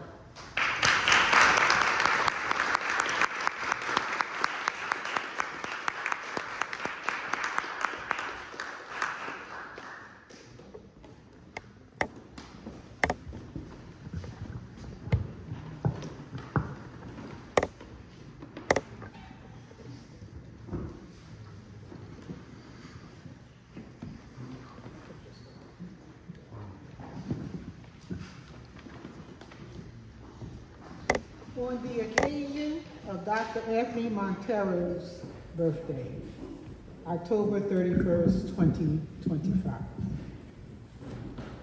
Almena Monteiro, lovingly known as Niece.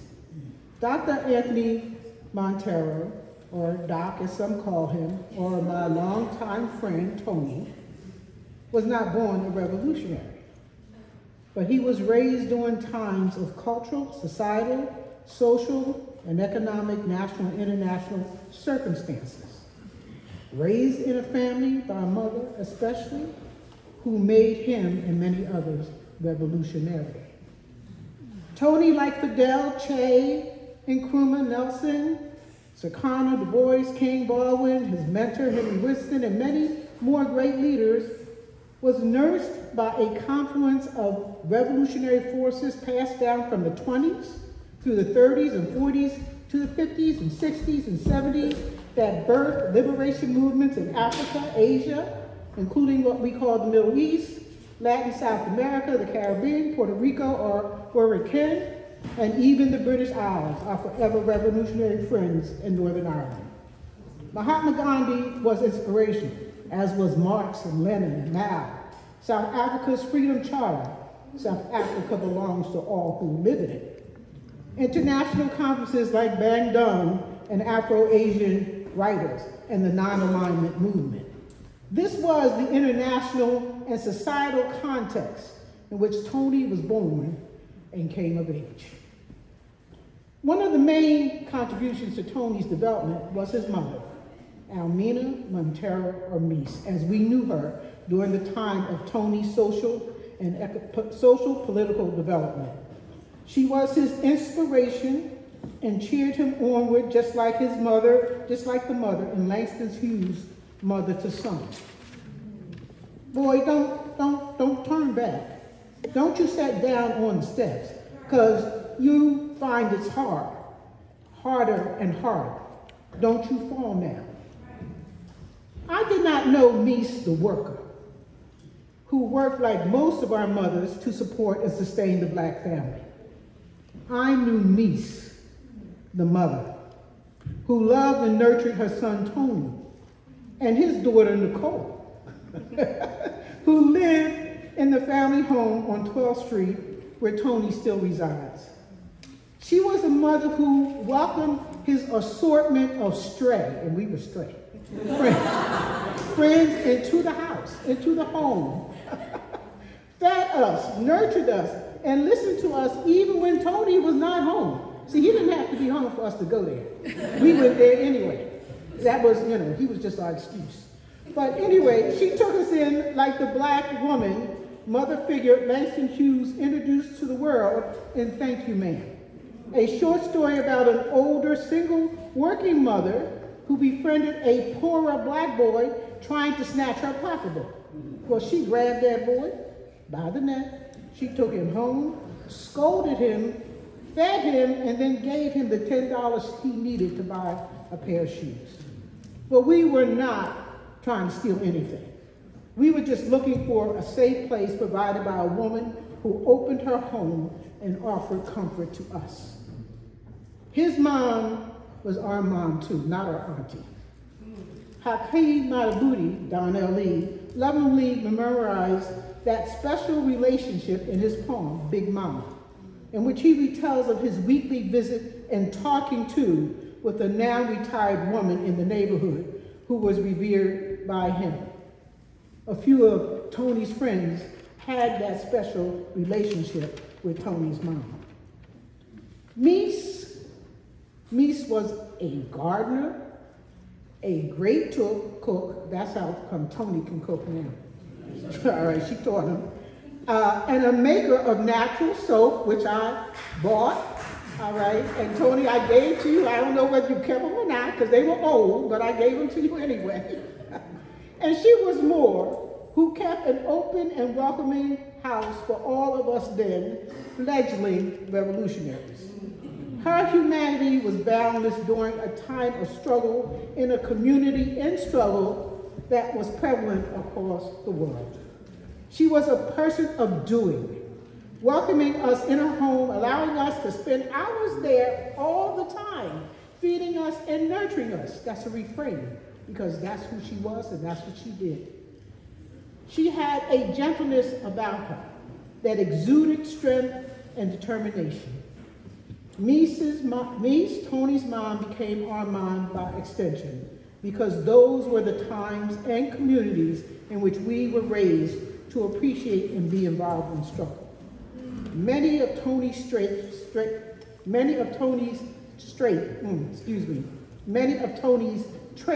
and strengths were nurtured by Mies, so that her son became the Tony we know, appreciate, and love today. I knew and felt and was engulfed by Mies's spirit, just like all who spent time in her house with her even when Tony was not home.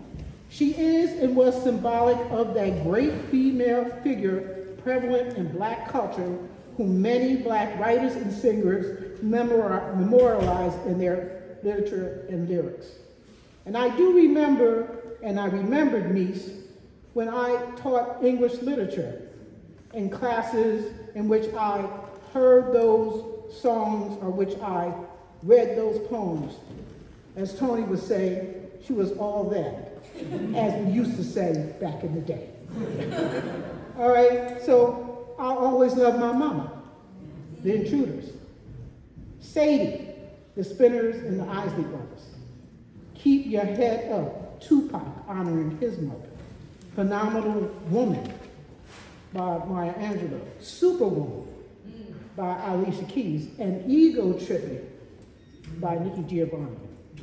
Finally, this phenomenon in Black history, culture, and captured in Black literature and music, because Mies and these women like her were and are phenomenal. In an international and was subject to an article published by or in the International Journal of English Language Education and Literature in Dakar, Senegal. And the title was Verses for Black Mothers, Hughes, McKay, Brooks, Cohen, Tomer, Nair, and Angela. Happy birthday, Tony.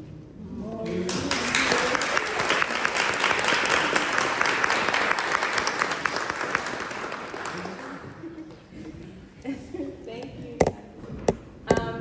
I had something written, but I'm just going to speak to you from my heart, because when I hear these things about my grandmother and my dad and my family, I recognize them, but in a way I don't, because it's so personal to me. My grandmother was my first best friend. My grandmother was my first motivational speaker. My grandmother was my first counselor. My grandmother was my first life coach. My grandmother was my first tutor, because when I came home from school, she wanted to hear everything, every story about every teacher and every mishap and everything that I learned, therefore reinforcing everything that I was learning because I was telling her. My grandmother was the first person who made me know how special I was as a human being. I slept with my grandmother every weekend until the age of 12. My grandmother did not like to turn her heat up because she was in a huge house. So we were under the covers with flannel sheets. That's how I knew about flannel sheets. Hats on our heads, but we would do puzzles. We would play solitaire. We would watch TV when there were no remote controls. You had to, get up and turn it. We would listen to the radio. I remember every Sunday, she had a big claw foot bathtub in her bathroom. I spent the night, I took a bath there, and she had the radio on, WDAS, and they always said, small minds talk about people. Good minds talk about things, whatever. Great minds talk about ideas. And I always remember that. She would say things, there's not a day that goes by that I don't implement, remember, or somehow embody the lessons that she taught. She used to say, why are Americans so concerned with individual rights at the expense of collective well-being? Everybody wants the right to do this and do that. What about the well-being of everybody? She had people who stayed with her, a woman named Emmy from Zimbabwe. A woman, I forgot her name, she was a Black British woman. She stayed with my grandmother. There was, she had Jewish gardener friends. She had other friends that knew her for making soap. My grandmother was my first international travel advisor because I have been all over the world to 50 countries. I've lived in 4 countries. I've practiced psychology from east, west, north, and south, and it's because of my grandmother. My grandmother made me understand. She didn't just tell me. She made me understand, and as a psychologist, I understood. It's not what you say, it's what you do, it's what you implement, it's what you make someone feel. She made me understand that I had a gift and that I had better contributed to the world. So whatever shyness and being, I don't want to do this, and being introverted, it didn't matter, because what was going to serve the greater good through my intellect, my gifts, and things like that was more important. My grandmother, I was driving here thinking how I don't know examples of harshness. I only know examples of strength and softness. My grandmother knew how to talk to people. That's why everyone wanted to come to her house. My grandmother understood, my grandmother was the first example of social and emotional intelligence. There's books written about it, all the psychologists in Harvard and this and that. They should have come to study my grandmother. She was a landlord. Do you think that's easy to manage people in your own home where they're paying you, but they feel like they are a part of you? She understood people. She understood kindness. She understood the value of human beings, but she also understood self-respect. I never had the sense or observed that my grandmother was taken advantage of or walked all over or was in some kind of codependency. My grandmother understood her value as well as other people's values, and she didn't feel that one took away from the other. So I recognize her in the greater narrative, but for me, it's so personal what she poured into me. And my grandma was my first heartbreak, because I remember when I was a freshman at Howard University and she passed away. And it was, it was heartbreaking. But one thing that my grandmother left me with is the power of self, but that doesn't mean that you're selfish. My grandmother was diagnosed with breast cancer at a time when she had just started to change her diet, and she was like, we gotta stop eating all this sugar and all this stuff. And then as this was happening, she was diagnosed with breast cancer. That didn't defeat her, that didn't give her a mindset of, oh, what's the use? She changed her entire lifestyle. She went and adopted a macrobiotic lifestyle and diet, which is a Japanese-based diet on balance and lifestyle and slow food. Everything you hear now that's popular, it wasn't popular then. She adopted that lifestyle and extended her life and her health span and her well-being for at least 12 years. She changed everything about how she did life based on that diagnosis. And I think that was one of the most profound examples for me of the power that we all have. And my family is big picture, sociologists, my dad, Tony, is, the big picture man. I became a psychologist. And I think it was part of it was because of my grandmother. When I saw her courage, I wanted to understand what makes a person develop that. When I saw her ability to empower herself, when I saw her become a coach to herself and others, I really wanted to understand that. When I saw her communication skills and her social skills and her emotional skills, I really wanted to understand that. And so I just want to say thank you to my dad, thank you to everybody for honoring him, and through honoring him, you're honoring her. And I know she's here. There's no day that my grandmom is her wisdom, her words, or anything like that. And the last thing I'll say is I'm really honored to be able to pay honor to my dad and that both of my parents are alive. And when I hear people just mad and angry at the old generation and what their parents didn't do, and I'm just like, wait until you get old and get criticized. We're all going to face it. We're not perfect, but we should honor the example and the sacrifices and what you all did to pave the way for us. And let us be judged on what we do in every other generation after that. But I think it's so important to just say thank you, pay honor, and take hold of the values that were passed down to us. So thank you.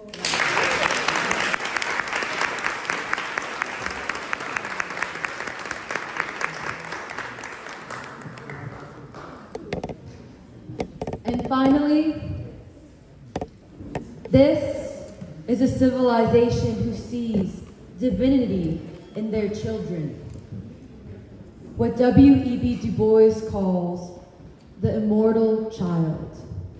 And now I'd like to introduce Wari and Fatima, as well as their mother Nicole, back up to the stage.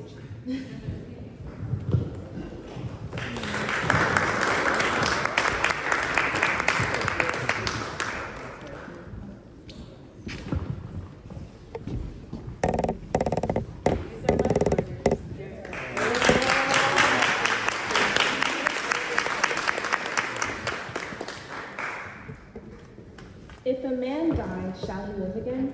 We do not know. But this we do know, that our children's children live forever and grow and develop towards perfection as they are trained. All human problems, then, center in the immortal child, and his education is the problem of problems. In the treatment of the child, the world foreshadows its own future in faith. All worlds and all thinking lead to the child, to that vast immortality in the wide sweep of infinite possibility which the child represents. And yet the mothers and fathers and the men and women of my race must often pause and ask, is it worthwhile? Ought children be born to us? Have we any right to make human souls face what we face today? The answer is clear. If the great battle of human right against poverty, against disease, against color prejudice is to be won, it must be won not in our day, but the day of our children's children. Ours is the blood and dust of battle. Theirs the reward of victory. If then they are not there because we have not brought them into the world, we have been the guiltiest factor in conquering ourselves. It is our duty then to accomplish the immortality of black blood, in order that the day may come in as dark world when poverty shall be abolished, privilege be based on individual desert, and the color of a man's skin be no bar to the outlook of his soul. If it is our duty as honest colored men and women battling for a great principle to bring not aimless rafts of children to the world, but as many as with reasonable sacrifice we can train to largest manhood, what in its inner essence shall that training be, particularly in its beginning? Out of little unspoiled souls rise up wonderful resources in healing balm. Once the colored child understands the white world's attitude and the shameful wrong of it, you have furnished it with great life motive, a power and impulse toward good, which is the mightiest thing man has. How many white folk would give their own souls if they might graft into their children's souls a great, moving, guiding ideal? With this power there comes in the transfiguring soul of childhood the glory, the vision of accomplishment, the lofty ideal. Once let the strength of the motive work, and it becomes the life task of the parent to guide and to shape the ideal, to raise it from resentment and revenge to dignity and self-respect, to breadth and accomplishment, to human service, to beat back every thought of cringing and surrender.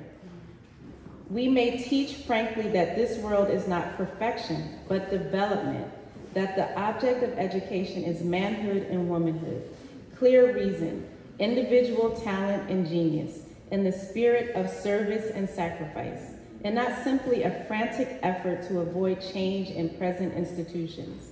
That industry is for man and not man for industry, and that while we must have workers to work, the prime object of our training is not the work, but the worker, not the maintenance of present industrial castes, but the development of human intelligence by which drudgery may be lessened and beauty widened.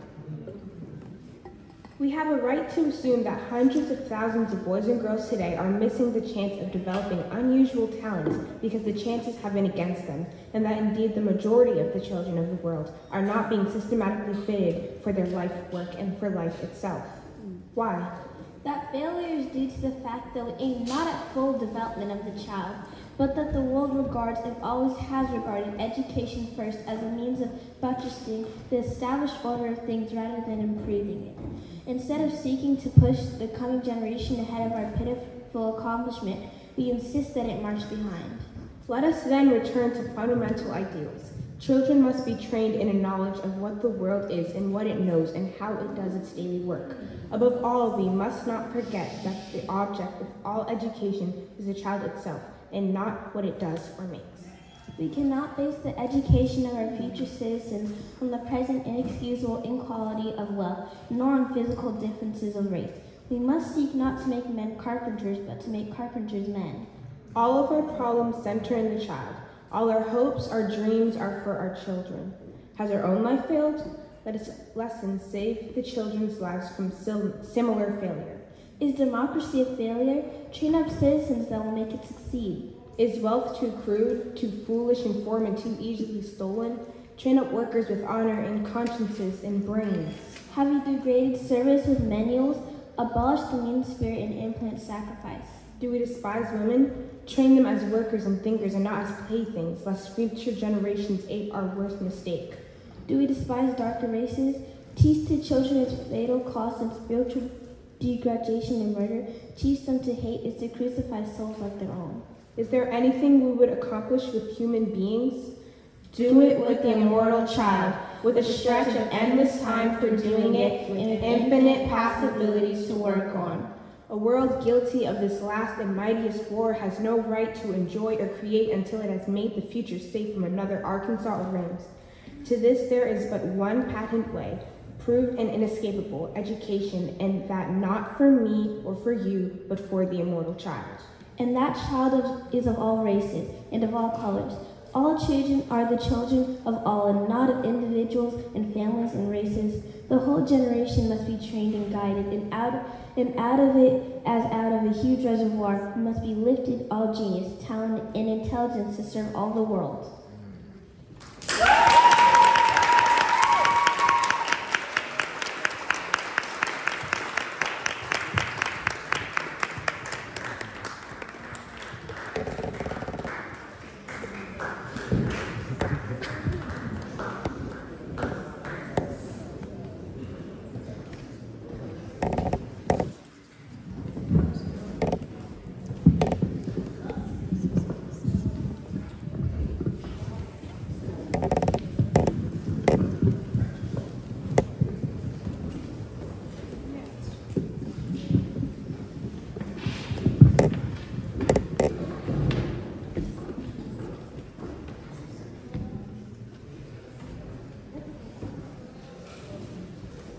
It's an honor again. There's a lot I would like to say, but I would just say simply that it's an honor to be together today, to be with you all. And I really mean that. In this moment when it might be getting colder, and we're seeing things become more desperate, And in a way, it would be easier to remain in the home with your loved ones. But today we are here to celebrate a great man who has also given so much. And we're here together in community with each other, which is an honor to be a part of in a special event. I'm glad to finish with all of my friends who are moving this piano. With, the celebration with Holy Holy, that it's holy to be whole. Do you remember how it started? This is something that we also kind of put together a little bit before everybody arrived. Thanks for the patience. And I hope you guys have enjoyed this program. Yeah.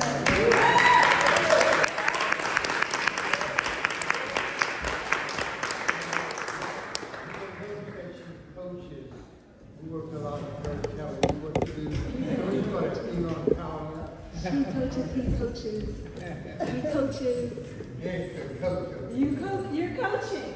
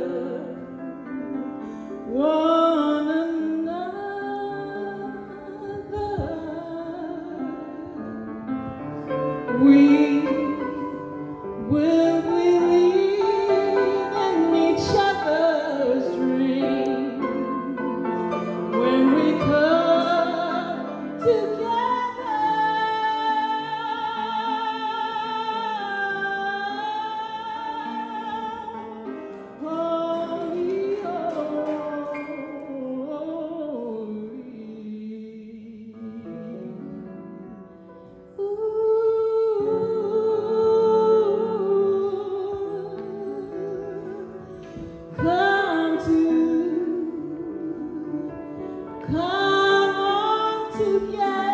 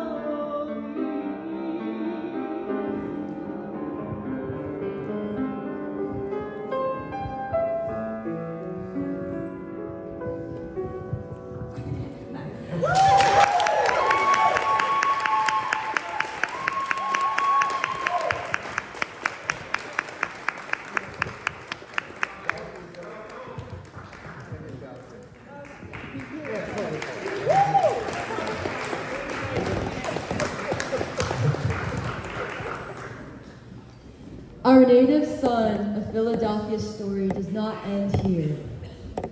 It continues for years and years, decades to come, full of the same dedication, revolutionary consciousness, and commitment to sacrifice for the freedom of his people. Our native son joins these generations of freedom fighters as a revolutionary, a teacher, and a world historic thinker who never let the revolutionary spirit and tradition of Black freedom die. We in this room, and there are many people who can join because they live somewhere else, we celebrate you because we celebrate the human possibilities of creative genius, moral character, and real courage and strength that a whole Black social system is capable of producing and has proved over and over again. A system so tenderly and doggedly built and defended by unnamed millions before us. We celebrate you, our native son, as a representation of the geniuses that this civilization produces against the weight of white supremacy and vicious, deliberate efforts to blow out that revolutionary flame. We love and we honor you, Anthony Monteiro, for your steadfastness, uncompromising morality, and revolutionary commitment to the people, especially to the African American people, whose beautiful and beloved struggle for freedom has given us and the unborn generations the only chance we have, and it's a big chance, to fight for and seize the future. We look forward to many more decades with you in struggle. Please join me in introducing our native son of Philadelphia, Anthony Monteiro.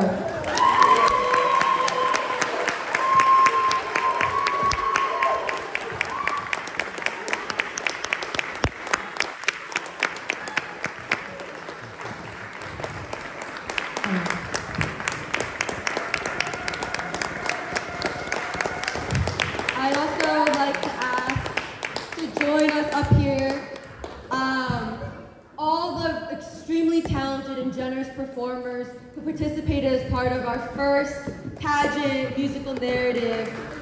Serafina Harris, Betsy Rodul, Naima Murray, Steve Crum, as Reverend Leon Sullivan, Nafis, Martin Luther King Jr., Alfie Pollard if you're still here, Jamil Hendricks if you're still here, Nicole Monteiro, Catherine Blunt, oh yes, it's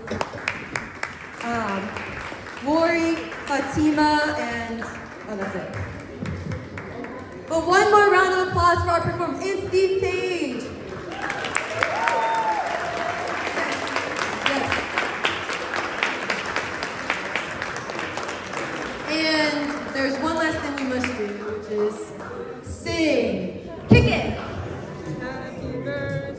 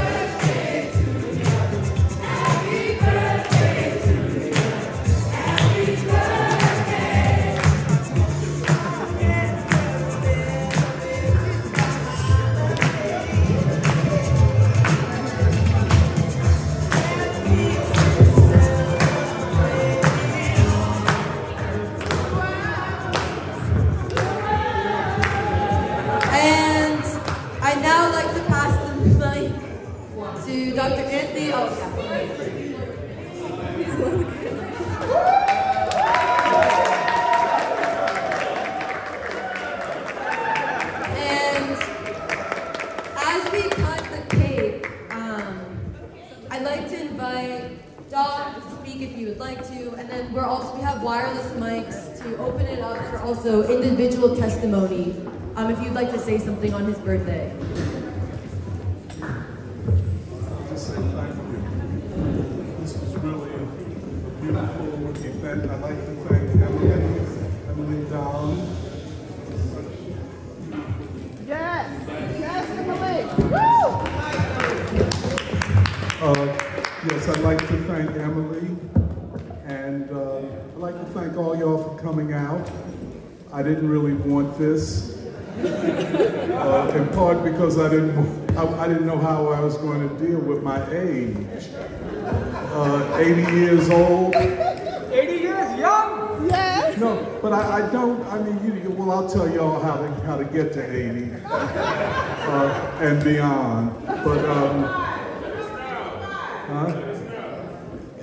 yeah, well, one thing I would say, a lot about how you age has to do with the ideas that you embrace. And if you embrace great ideas, you attract to yourself great people. If you use ideas just to promote yourself, people will find you out and move away from you. But I think if I have any secret of life, and I don't know that I do, it is to try to be on the right side of history. And,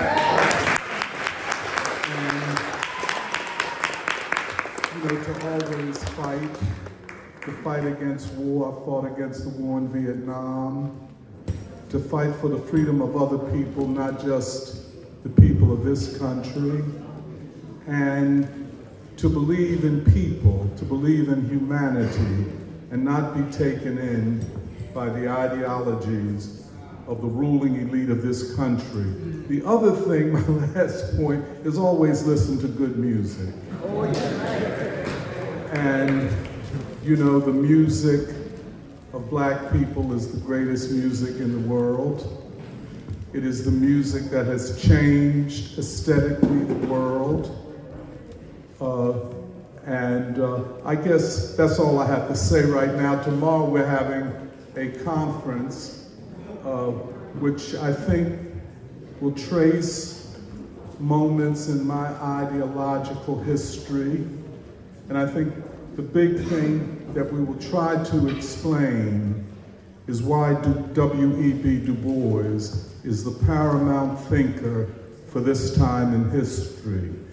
And I guess I should know a little bit about that, having gone through some of the most important ideologies of the 20th century, including Marxism, Leninism. At one time, I believed in insurrectionary violence and guerrilla warfare in the cities. No, I don't. I don't. Yeah, some of y'all do, but I don't. But and I came to understand that in the 21st century, and it's so profound, that a black thinker explains the world better than anyone else does. So we're going to try to explain that tomorrow. So thank you. Well, let me just say, these are three of my granddaughters.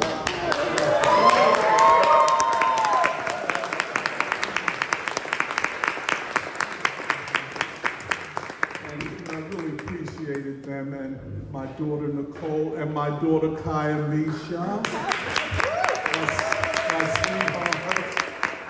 These great mothers of these great daughters. And I really do appreciate you all taking the time to study the words of W.E.B. Du Bois. And I think if I could give you all anything, and I know I'm not always able to give as much as I would like, but it would be the legacy of W.E.B. Du Bois. I think it will mean as much to you as anything that I could leave behind for you. So thank you very much.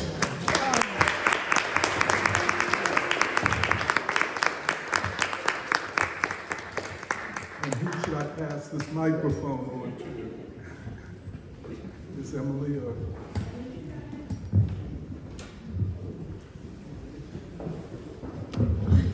Okay, I'll let you sit back down.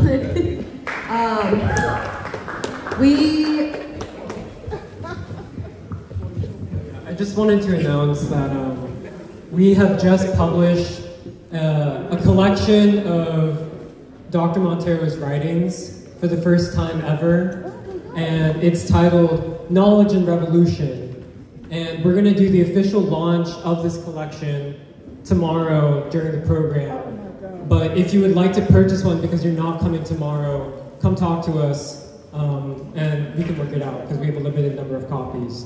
But I just wanted to announce that, but thank you.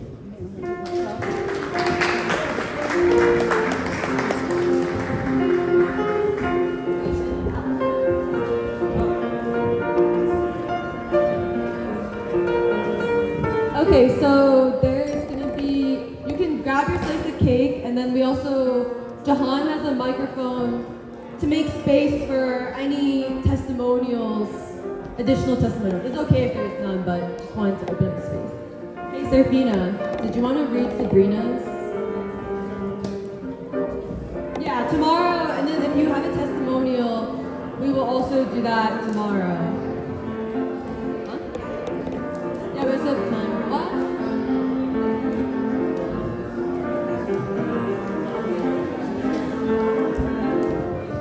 Some testimonial.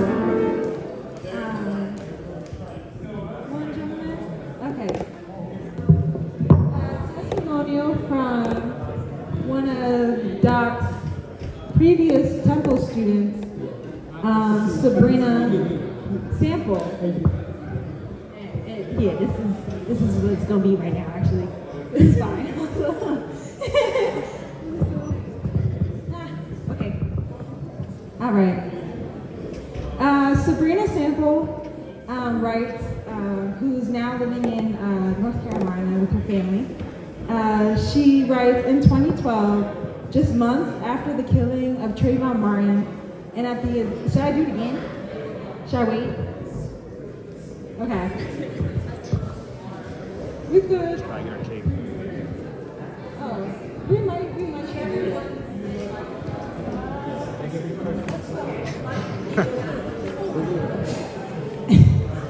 As people are enjoying the rest of the cake and the food, we'll offer some of the testimonials towards Doc tomorrow because he's kind of swarmed right now, and that's okay. Tomorrow we're starting at 10 a.m. at the same church, 8th and Bainbridge. Yeah, it's day 2, going to be more of a knowledge symposium. We're going to have 3 panels and roundtables, and then I think at 6 o'clock there's going to be a dance party. DJ'd by Dr. Monteiro, so I hope to see you tomorrow.